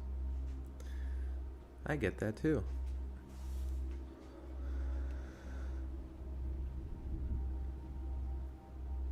We're just about ready to leave this one place near Nuttleburg Mines down in West Virginia, when my buddy finds this one crawl tunnel that we hadn't explored yet. He's like my total mini-me, so like a whole 1.5 feet shorter.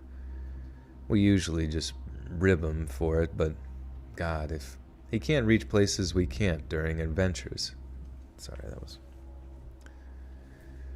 we usually just give him a good ribbing for it, but good God, if he can't reach places we can't during caving adventures. He crawls through with his phone in hand, ready to take pictures of anything cool he sees, when we suddenly hear, "Oh my God, bro." We're all like, "What? What is it, dude?" But he carries on. "What in the actual F? Who would..." And we're going crazy, asking him, "Dude, what are you seeing? Take a picture." Barely able to contain our excitement. But he calls back, "I don't think y'all want to see this." We thought he was hyping it up, so naturally we did want to see what he was talking about. We see some flashes of him taking pictures, then he crawls back to us like, "We need to get out of here. Like right now." We're basically demanding he show us the pictures, and he's totally refusing until we're safely out of the mine. Then we're out, and he still refuses, looking over his shoulder like, let's go, we gotta move. Only when we're at a safe distance away and kind of near the car does he actually get his phone out to show us what he'd seen. And yep, he was right. In fact, I don't think we ever should have gone near that place in the first place. The first thing he shows us was this, and I'll do my best to describe it, but forgive me if it sounds totally nuts. Pictures of a bunch of crow's wings arranged like a star. Maybe 8 or 9 of them arranged in a circle and tied or glued together somehow. Then in the middle was an eye, maybe a sheep or a goat's eye, and it looked like it had been embalmed somehow. Like it was all glassy, shiny, and kind of yellow from age, but it had obviously been preserved somehow. It looked like a talisman or something, or what you would... Oops, I clicked.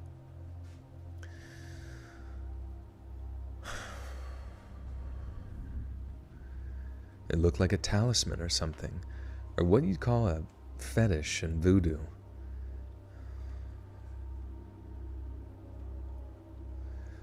It looked like a talisman or something. But what came next was even worse. Someone had caught and killed a bunch of small animals. Mice, frogs, fish, small birds, all kinds of things. Then they'd skin them, debone them, and embalm them somehow, all before either tying or gluing them back together in ways that were far from random.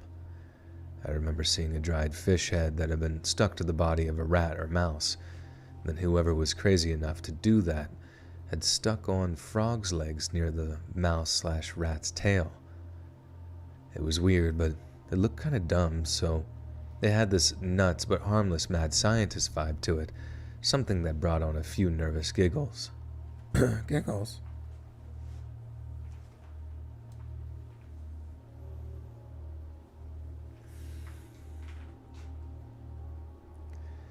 It was weird. Swampy, what's up, big doggy? What'd you get at the stove? A voodoo fetish, huh? It was that we found Shrek's swamp.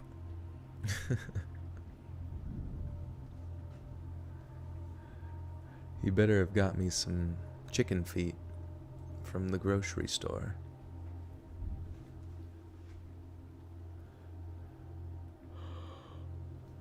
Where's the witch? When's them witches stories? We need more witches. We need more witches in the chat.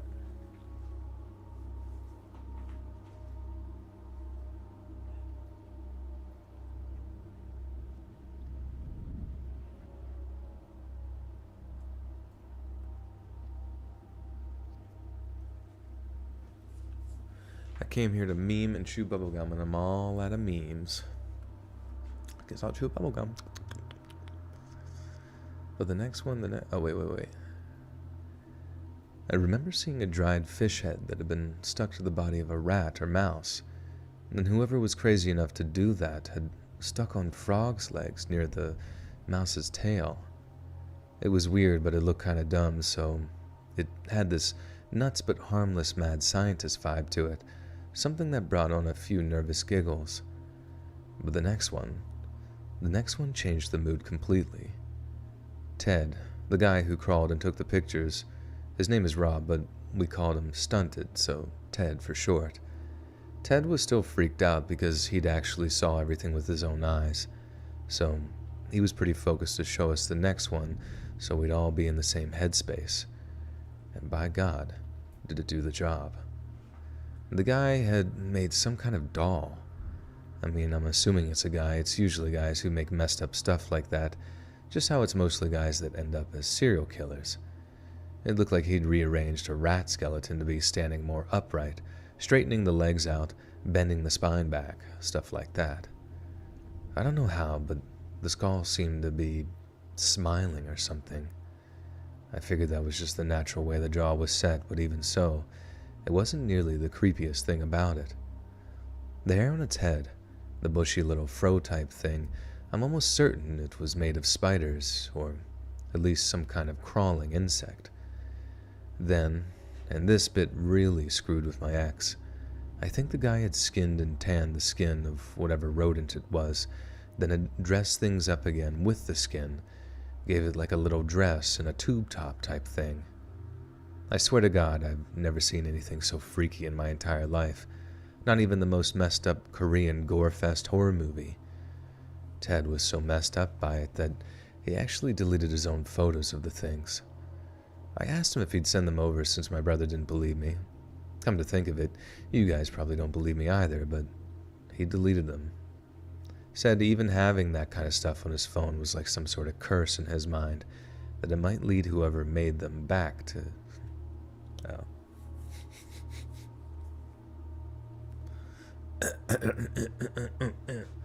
The Swamp Witch. The Swamp-Dwelling Witch.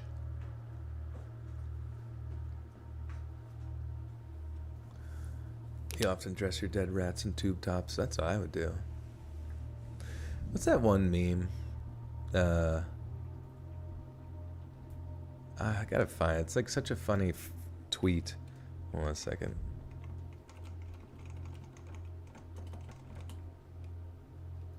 I hope I can find it.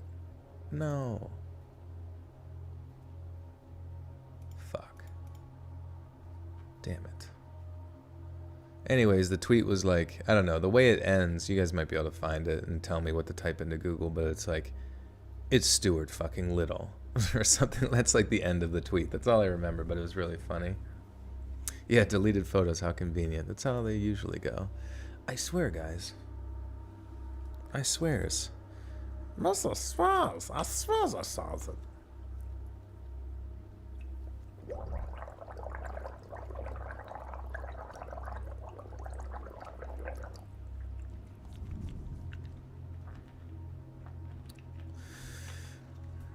Swamp Dweller, you better delete those photos right fucking now, bro. We can't have them leaking. We can't have them dripping. We can't leak our drip.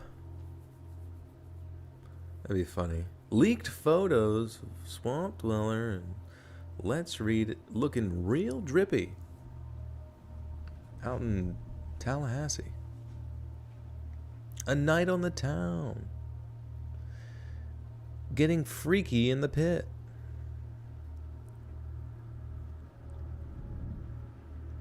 Blurry and unusable, yeah.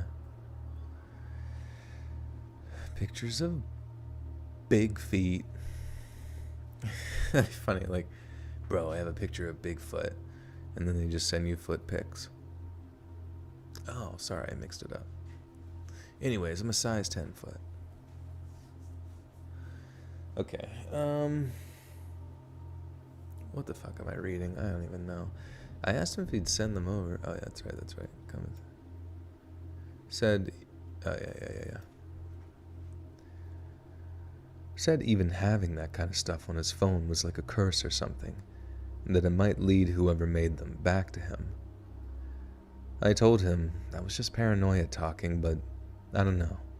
I think if I'd found them and been face to face with them, that it might have been... Fuck, I suck at reading. And they are dripped out. Wait. Did we find the Stuart Little tweets?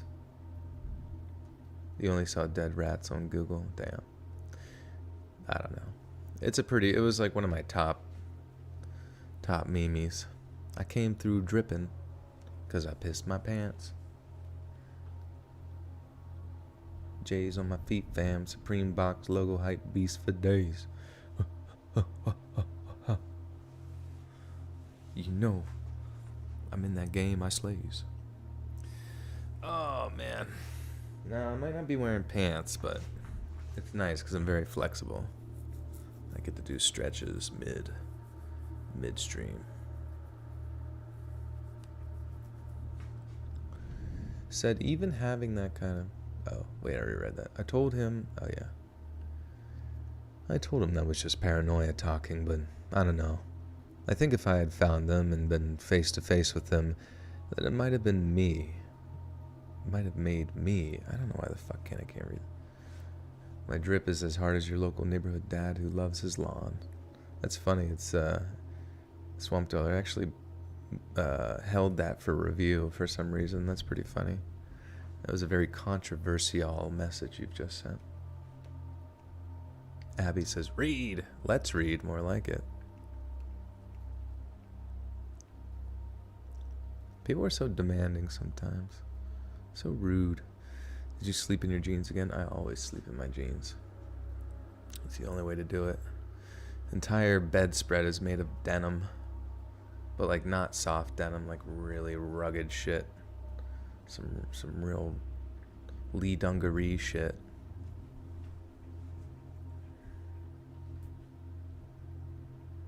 Read. Read. Read. Read. Read the fucking stars. You know what? You read. Read amongst yourselves.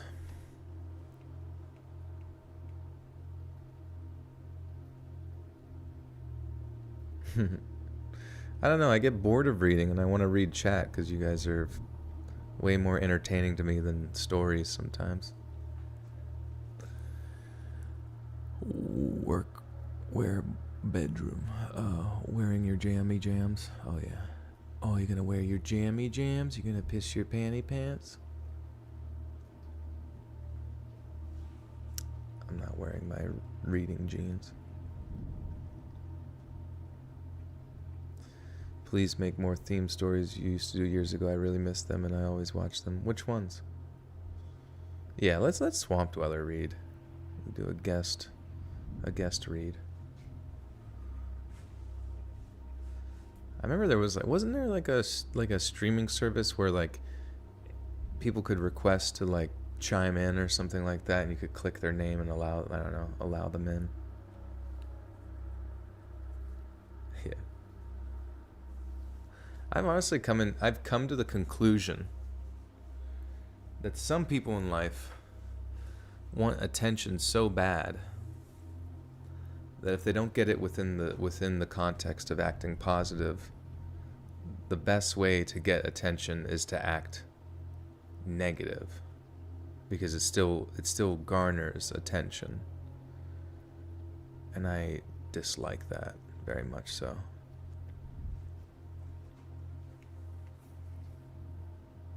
Okay, anyways, Sam Pie, what's up, big doggy? I told him that was... Oh yeah, this fucking story. Alright.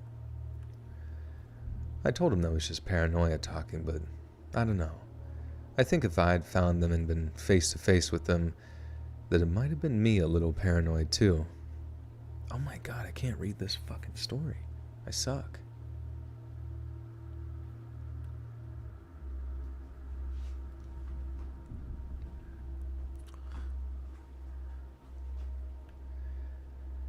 I told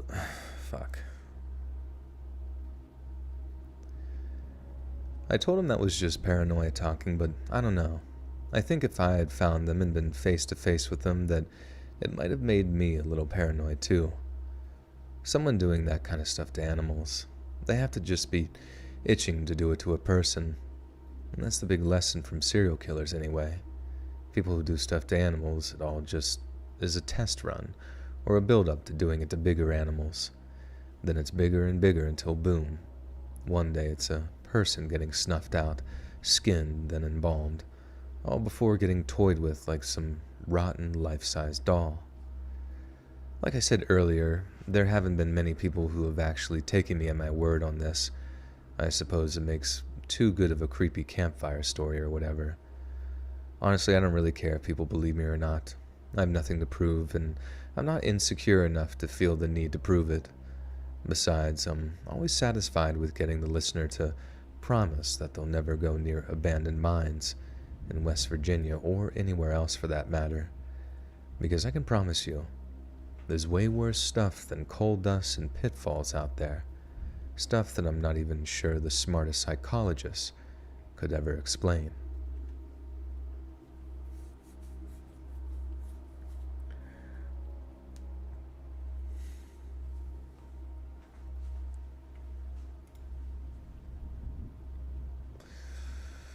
Alright, Anyways.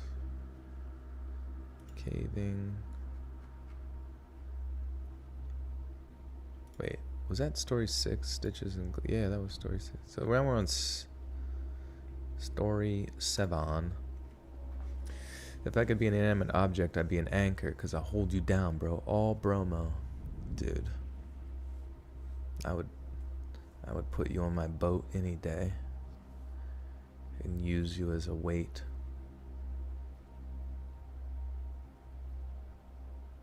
That would be interesting if you were like a fucked up warlord or something with a boat, and you know, you put cement blocks on your prisoners' feet to use them as anchors, and then you actually use them as an anchor for like a long period of time, to the point that they're like, they become, I don't know, just like a corpse of bones and sinews and shit.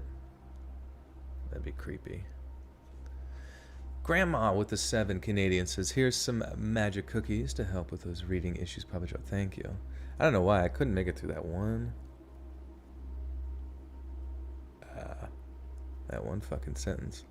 Let me sink it in the ocean beneath you. Senpai-o. Senpai. Senpai-o.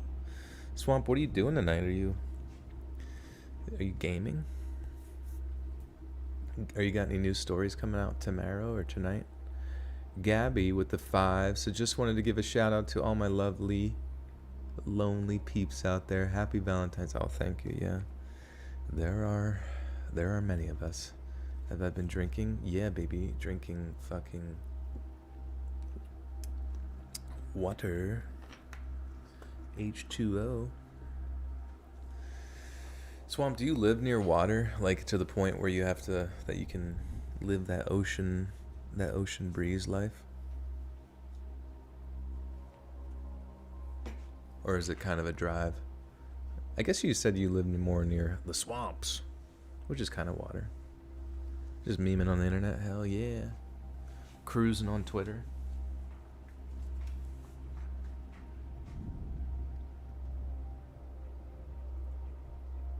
You got stories coming tonight, you know it to be, Father. Do you really? Yeah, what time do you release at? Do you release at midnight?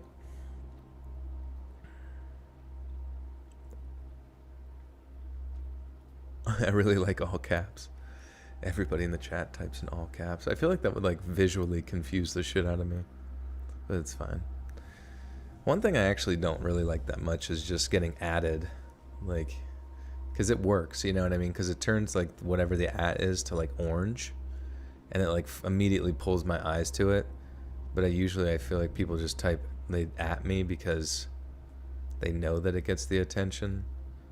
But for some reason I feel like it's like kind of a mildly disrespectful etiquette within chat, even though at the same time, like, who fucking cares? What video games do I like to play? I don't really like any of them. Actually, I do.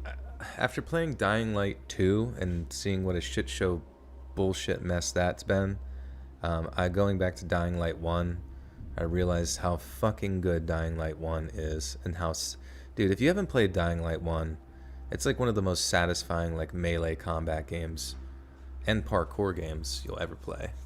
The story is dog shit, but like, it's awesome. And like 2015, 7 years ago, and the game's graphics and everything is just like so nice. Wait, using an at is disrespectful. I'm so confused. No, it's not. It's not disrespectful. It's just like it's stupid. It's like more like it's a thing that I know. Venus, there it is. Yeah, it's just like it shows up as big orange, so I know someone's like trying to get my attention, and I get it. Like that's the whole fucking point of a stream. Oh, you just started Dying Light 2? Oh shit. Well, okay. It's not, you have to let me know. Did you like Dying Light 1? Because in my opinion, I feel like Dying Light 2, I mean, if you just started, I don't want to say anything that's going to influence your opinion here. Okay, but I'll give you 5 seconds because I'm about to talk about it, but not in a story sense, but more in just my opinions that I've already expressed on here multiple times, and it's usually not favorable.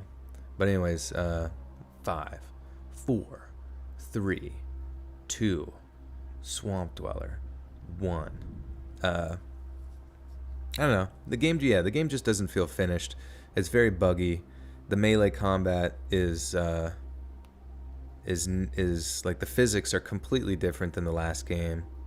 The melee combat is not as satisfying. The zombies, like it's just the graphics are worse in the sense that it doesn't blend. The graphics look nice, but it just doesn't blend like how it used to. You know what I mean? Like with all of the like the effects, like the lens flare and all those kinds of things, and like the lighting, everything just doesn't blend well together. The parkour is kind of choppy, but it's whatever. You know, it's probably its strongest suit in the game is the parkour, but it's still kind of choppy. There's like a new like stamina system in it that's kind of frustrating to like micromanage, along with like another meter that determines when you're going to turn into a zombie, which is kind of annoying to micromanage just because at nighttime, if you go out at nighttime, you have to like make sure you stay in like UV light so you don't get zombified. And when in reality, like you kind of just like climbing stuff and like exploring all should just kind of like be unlimited, you know what I mean? Have I gotten any of those corrupt save bugs yet? No, I have not. I did play about 7 hours into it. You got done replaying Oblivion for the 50th time. That's dope. Yeah, Oblivion, I don't know. Even those games, they were a little bit buggy. Well, quite a bit buggy when they first came out, but there's something more forgivable, I feel like, to those games. Whereas, like, Dying Light kind of pretended that it wanted to be an RPG. Why? I don't fucking know. I don't know who made that creative decision that Dying Light needed to be an RPG or even resemble an RPG, but it certainly doesn't do anything to, like, act like an RPG as far as, like, when you're out in the world doesn't really feel like alive at all. Like most of the time, all of the NPCs that are on the roofs are like, they don't interact with you or say anything or interact with each other at all. It just feels really awkward. Like you're on top of a roof with like the apocalypse on the ground floor all around you, and people are just sitting there like eating spam out of a fucking bowl and just like ignoring some dude who just did like a front flip and landed right beside you. Just odd.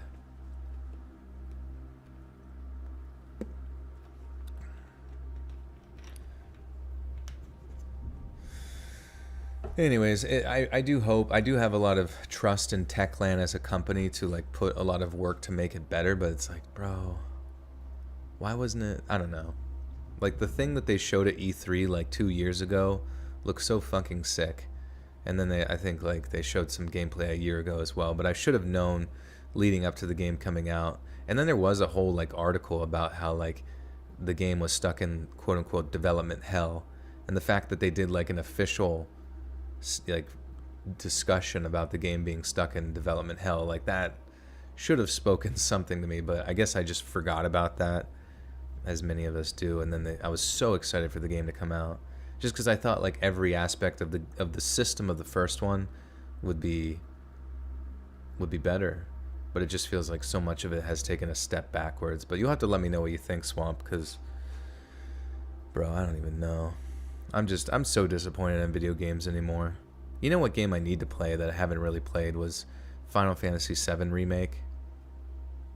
Yeah, the trailer's all, yeah, because it's always like a vertical slice, as they say, which is just like a very playable demo, but not representative of the full game, I guess. But it is what it is, brother.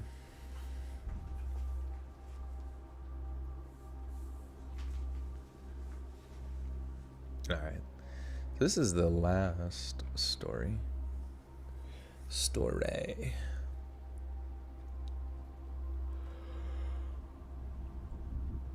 During the late 30s... fuck.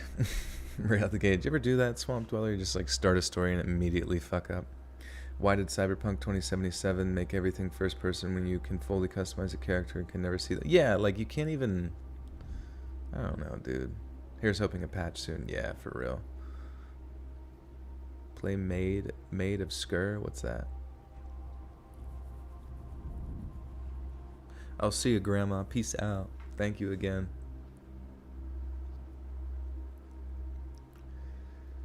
During the late 30s and 40s, the Canadian city of Yellowknife experienced its very own gold rush.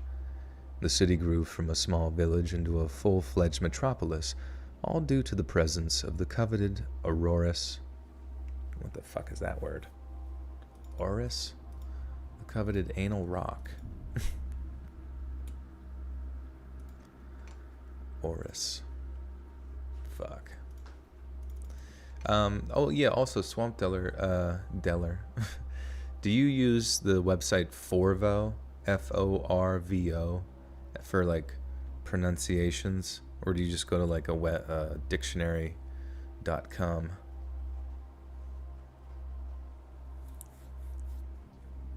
I rage until I finish. You rage quit some stories? Yeah, no, there's some stories that I hear that I'm just like, what the, like, if it's just like so bad, like a fucking wall of text, or the story is just dumb as hell with a bunch of grammar stuff, I'm just like, not reading that shit. Oris. Huh. That's weird. It's gotta fucking be on some web. Oh, there we go. Oris. Alright, sweet. Anal rock. Is it bad that all of my jokes I make are butt related? To be honest, I just Google or YouTube it. Best place for towns is local news. Yeah, for sure. Well, that's the thing is, you should try Forvo, because it actually has like real people record the pronunciation, and they're usually like people from that area. So it's pretty dope. Anal rot. Tripping out the gate. Yeah, that's how I feel, like lining up for a big sprint and I'm like, oh fuck, banana peel. The city grew from a small village into a fully fledged metropolis, all due to the presence of the coveted Oris rock which lay beneath it. The largest of the town's mines, the aptly named Giant Mine, opened in 1948 and is still churning out gold more than 4 decades later. By 1990, the mine was the basis of Yellowknife's economy and was so lucrative that it was bought up by Peggy Witter, Canada's shrewdest mining exec. Fuck. I've been trying to be better on this. I know, yeah. Well, it's mainly just because I get so much shit in the comments. They're like, actually, it's pronounced Bullfart. It's pronounced Paddywhacker. You're saying it incorrect. I'm actually from Paddywhacker, UK. And I know how to say the word.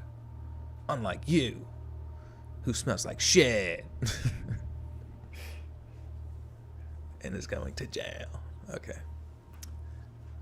Peggy Witter. Okay. Pradeep is just smashing his head into my legs. It's kind of scary. It's like standing here, him smashing his legs. It's always like a shark, like swimming between. If I was wading in water, like say my house is flooded and I was streaming for whatever reason, and I felt Pradeep, who wasn't floating in the water but actually underneath, I might think he was a shark.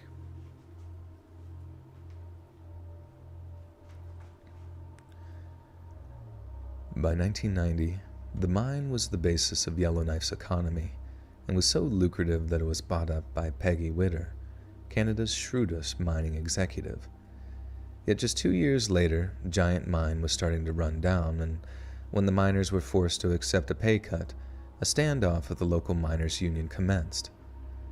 The labor dispute turned ugly from the get-go, with almost 3/4 of the miners voting in favor of strike action.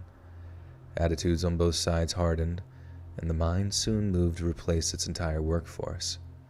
This kind of drastic action hadn't been taken since World War II, and a legal loophole meant strikebreakers could be employed in the Northwest Territories. These tactics undercut the strike and enraged union members, who hurled insults at replacement workers from the entrance gates and harassed them with air horns at night to keep the crews awake. However, this treatment only seemed to solidify the confrontational atmosphere, and the replacement workers dug their heels in. Soon after, the labor dispute became even more vicious. On the first night of the strike, striking miners set fire to mine buildings, beat up a security guard, and even risked their own lives by destroying a live electrical line. The Royal Canadian Mounted Police responded by bringing in a riot squad, but miners responded by storming the mine while brandishing weapons and balaclavas.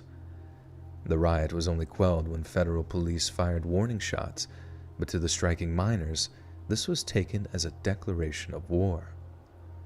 Two men named Al Shearing and Tim Betger, I don't know how to fucking say that.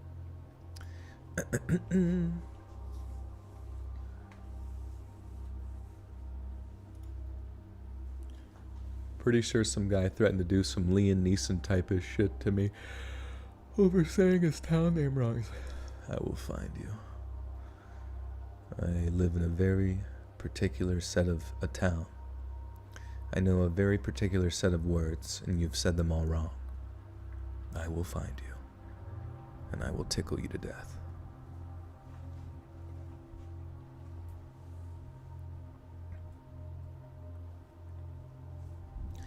When did Joel get a new background? I always miss the old. I already missed the old one. You don't like the new one? I love the new one. I got it. Well, you got it last stream. Robin made it.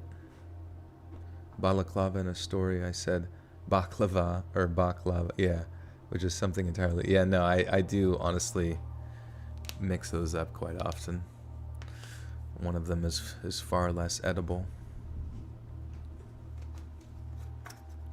Baklava sounds very good right now.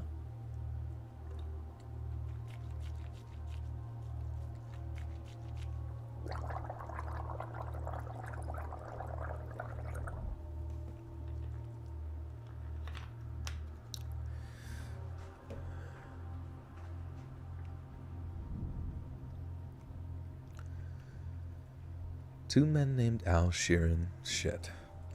Al shit. They had what on their face? Baklava? He was wearing a baklava. He looked delicious. Two men named Al Shearing and Tim Betger formed a group known as the Cambodian Cowboys and began plotting increasingly militant action. Their activities began in earnest when they set off a small bomb on the mine's satellite dish, blowing it to smithereens. They followed up by destroying the mine's ventilation system with an even larger explosive device. Such violent action divided the striking miners, with some even agreeing to take the pay cut before returning to work. Others begged the Cambodian Cowboys to stop the violence before someone got hurt, but as it turned out, they had only just begun. Just before 9 a.m. on September 18th. Fuck.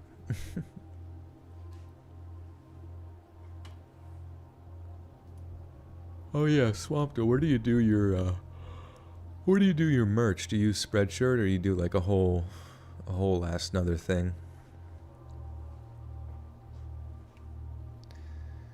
Just before 9 a.m. on September 18th of 1992, 9 miners were traveling in a minecart along a 750-foot stretch of tunnel when suddenly everything went black.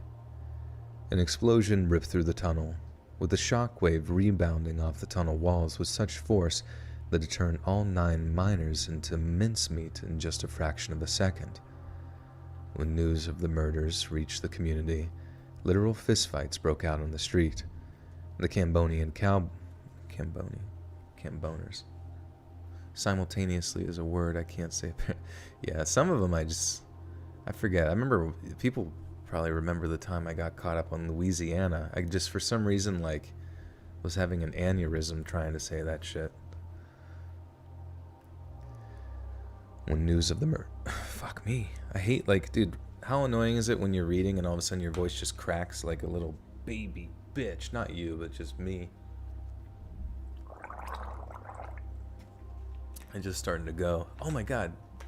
Swamp, you do fucking... Don't you do have to scream quite a bit in your band and stuff? How the fuck do you keep your voice ready to rock and roll for something like that?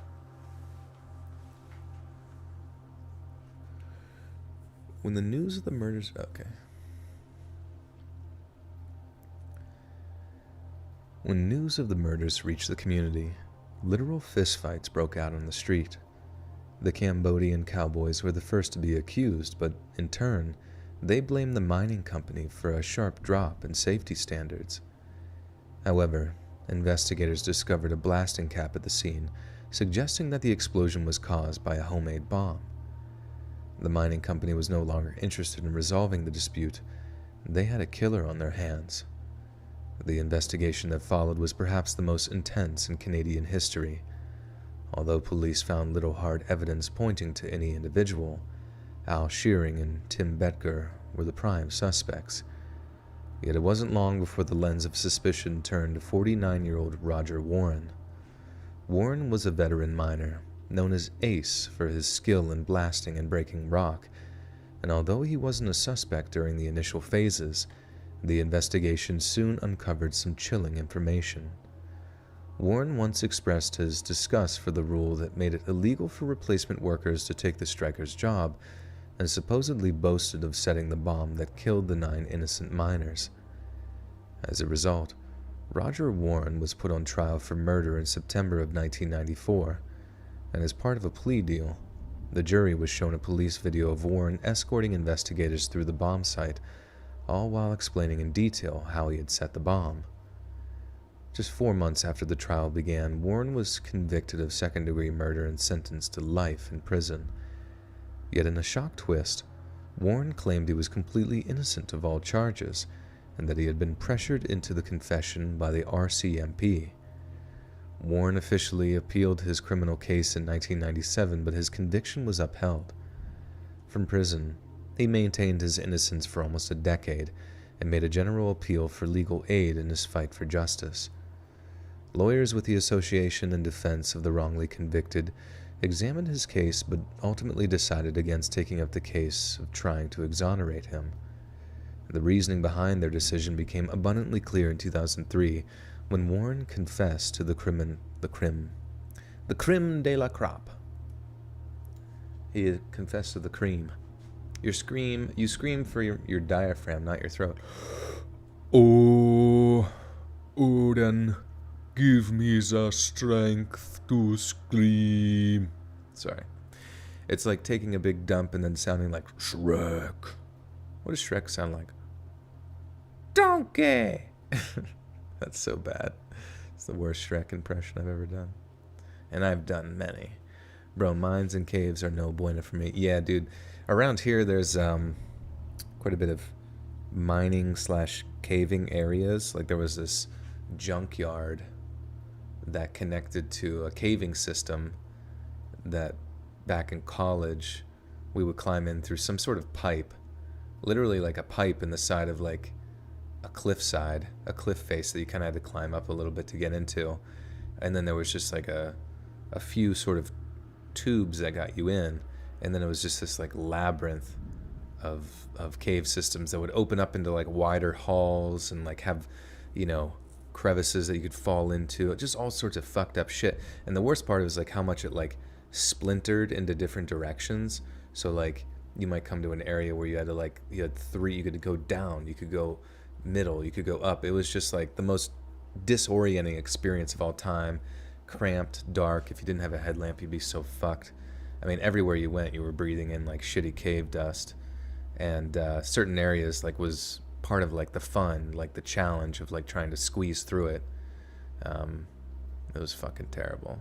But it was sweet because there were some areas that were like wider open, and then you get in there and you just see like literally 1,000 candles that people like come and have lit, or I don't know, they would spray paint stuff in there, you know, satanic weird shit. The chemicals they're putting in the forest turn into skinwalkers. Rah. Yeah, they be doing that. But yeah, no, every time it was so crazy though, because every time like we would get out of the caves at like 1 in the morning, 2 in the morning, and you just wanted to get out. But like when you finally got out and just being like stuck in a fucking cave and then seeing like this bright open sky with like a moon, it was just like the most freeing experience of all time. It was nuts. Leah Weldon with the 1. Thank you, Leah. Thank you. You're awesome. Yin's like noodling. Wait, noodling's with catfish, right? Like sticking your hand in a catfish mouth or some shit.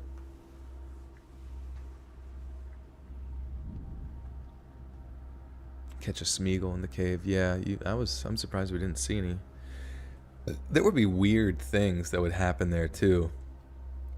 You'd be sitting in fucking silence in these areas deep within the cave, and then all of a sudden my friend would be like, "You hear that?"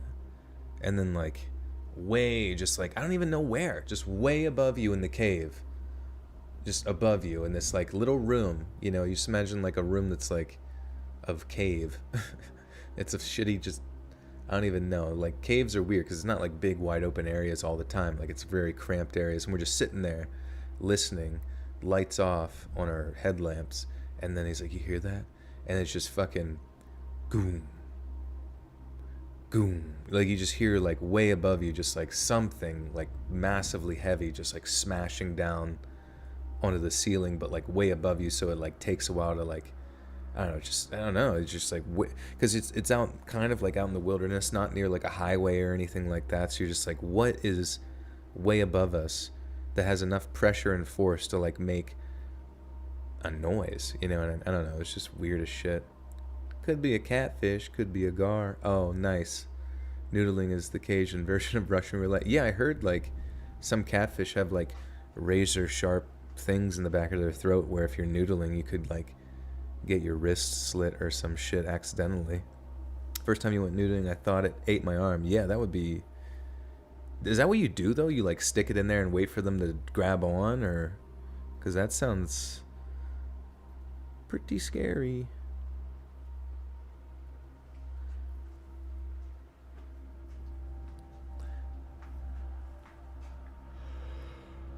Underground rivers. Yeah, no, that would fucking suck. Well, actually, I guess being in it, but yeah. Underwater cave diving. But, like, underwater scuba cave diving, that would be... Don't people die all the time doing that? The reasoning behind their decision became abundantly clear in 2003 when Warren confessed to the crime all over again, stating he had recanted his confession at his trial because he couldn't bear to have my family think I could do such a stupid thing. In 2014, after 18 years in jail, and despite vehement objections from some of the victims' families, Roger Warren was granted day parole. Is that a thing? Day parole? Granted day parole? I thought it was just parole. Oh, it's a thing. Day parole is a form of release under Canadian law that permits prisoners participation in public activities during the day and requires they return to the prison or halfway house nightly. Okay, that makes sense. Pradeep, what are you doing? What are you doing? He just wants attention so bad. I am entirely petty enough to throw hands with wildlife, though. Yeah. Sometimes you gotta do it. Like kangaroos and shit. Well, that's weird.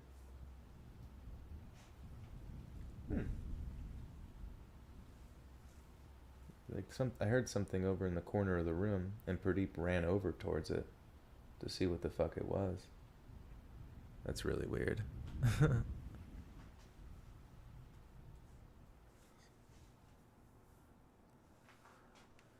I have 100% tried to pull up on a black bear eating my steak. Wait, he took shit from you while camping or something?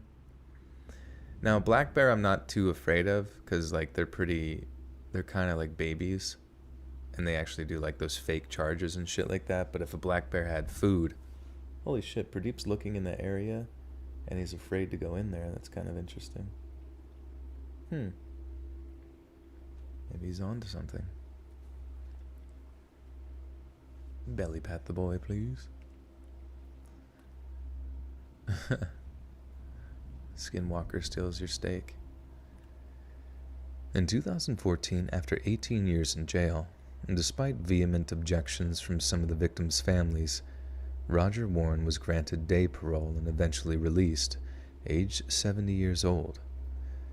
He told his parole hearing that was sorry for all the pain he'd caused.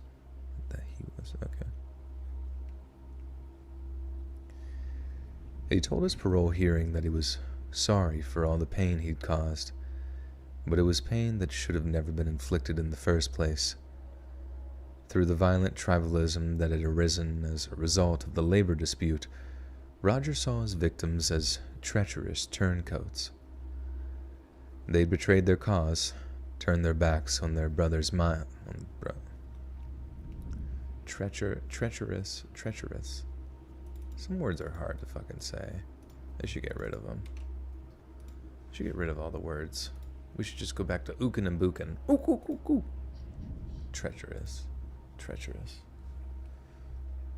Pradeep actually has a kill count of over 420 confirmed kills. He types in the chat, "What did you just say to me, you bitch? I'll have you know that I have over 420 confirmed."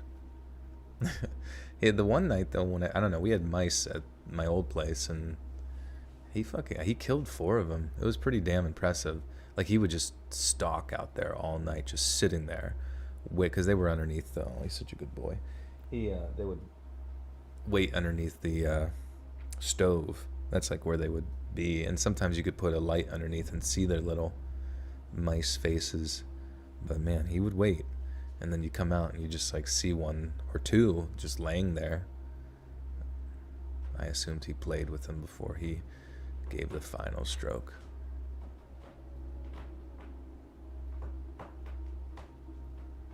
Return to monk.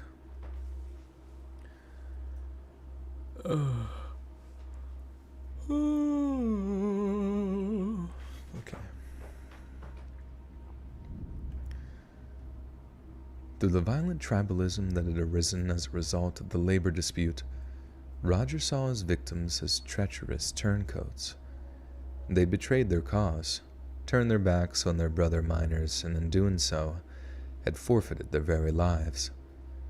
But no matter how legitimate the strikers' grievance was, these so-called scabs were still men just like them. Men who needed to feed their children and provide for their families. Men who sought to rediscover the dignity. Oops. Did you guys see any of the Nintendo Direct crap? For some reason I felt like I was like very unexcited about it. Men who needed to feed their children and provide for their families. Men who sought to rediscover the dignity of hard work. Yet in the end, Roger Warren made sure that all they found down in Giant Mine was wrath, vengeance, and death. Death.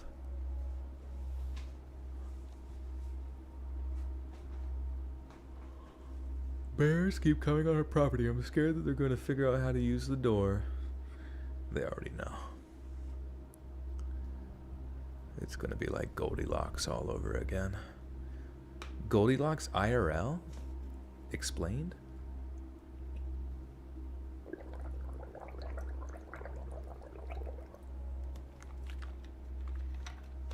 Mario Kart DLC and Mario Strikers looks good. Yeah, Mario Strikers looks pretty good. Because it's like, sweet. We've been fucking waiting for a sequel to that, or like another rendition, you know what I mean? I mean, not me, I don't give a shit, but I might play it, but I liked it on the GameCube, it was cool.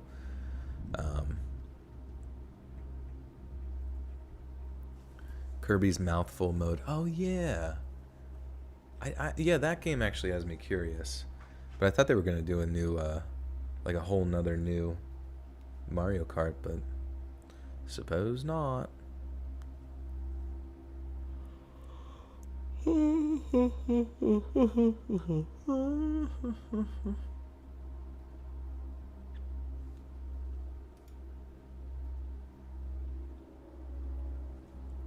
Bears beats Battlestar Galactica. Alright, we have reached the end. This is the end. My only friend. The end. Oh, this is the end. Swamp, can you sing The Doors? Do you like The Doors, and can you sing it?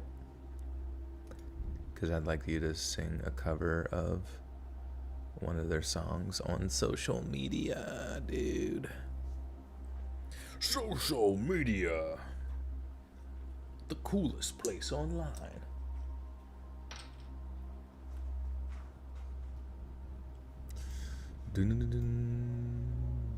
Swamp, you get to think of something funny for me to say at the end, if you're familiar with that. Basically, at the end I say, thanks so much, friends, and remember, and then insert your hilarious thing that I will say.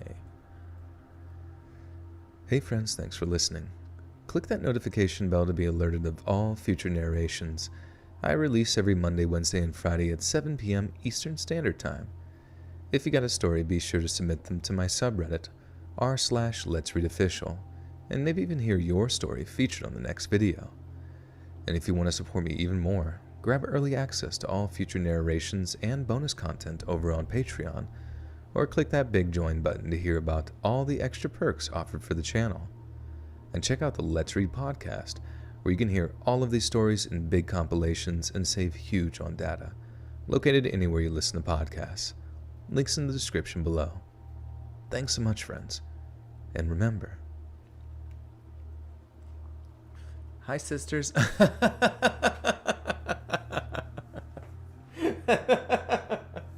That's what I say. And remember, hi, sisters. And it just like cuts to a James Charles. Oh, Jesus Christ.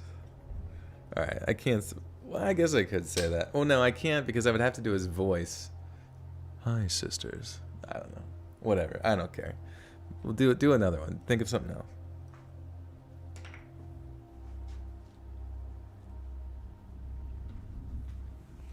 And remember, don't nose mine in public. Yeah, no, mining the nose. Mining the booger gold.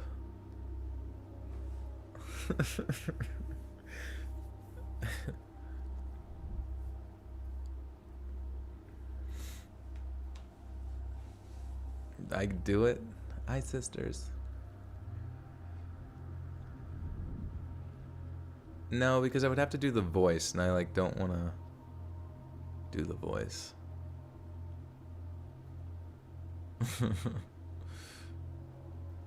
I don't know, because I don't want to like, I don't know. I don't want it to come off as like harassing somebody, you know. Not in like, not that it technically will or anything like that, but it just, you feel me? I'm gonna do Swamp Dweller loves a big noodle. If you're ever in a cave, mind your own business. And remember, hash slinging slasher booty shorts 420 booty wizard. Hell yeah, I'll do that. Okay. Thanks so much, friends. And remember, hash slinging slasher booty shorts 420 booty wizard. Perfect. Oh yeah, do you do Swamp, do you do any sort of like silly thing in the videos? Like I don't know if you do it in the beginning or if you do it at the end, or what, yeah, like what sort of like things do you do to like add some extra spice in there?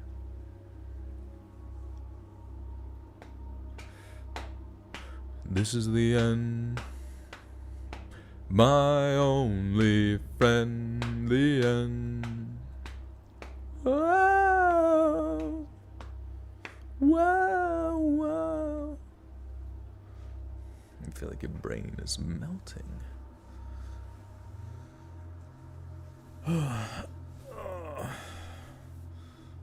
That's it. I'm pulling up my shirt, flashing the camera. Oh wait, there is none. Damn. I saw all kinds of BS throughout the video. Oh, throughout the video. Okay, that's funny. I remember, who's that one guy that does music reviews and shit? I forget his name. Anyways, I remember he used to do, like, I'd watched some of his stuff in the past, and he would do like glitchy weird shit with his voices, just almost to like keep people's attention, to be like, wait, what was that, you know, or something. Althea with the 5, love you too. I'll see you later. Thank you. I had a video where Unit 520 just calls me a terrible narrator for a minute in the intro. That's hilarious. That's awesome. Oh yeah, someone's asking Swamp if you do the SCPs stuff. Secure, contain, protect. He's secure, he contain, but most important, he protect.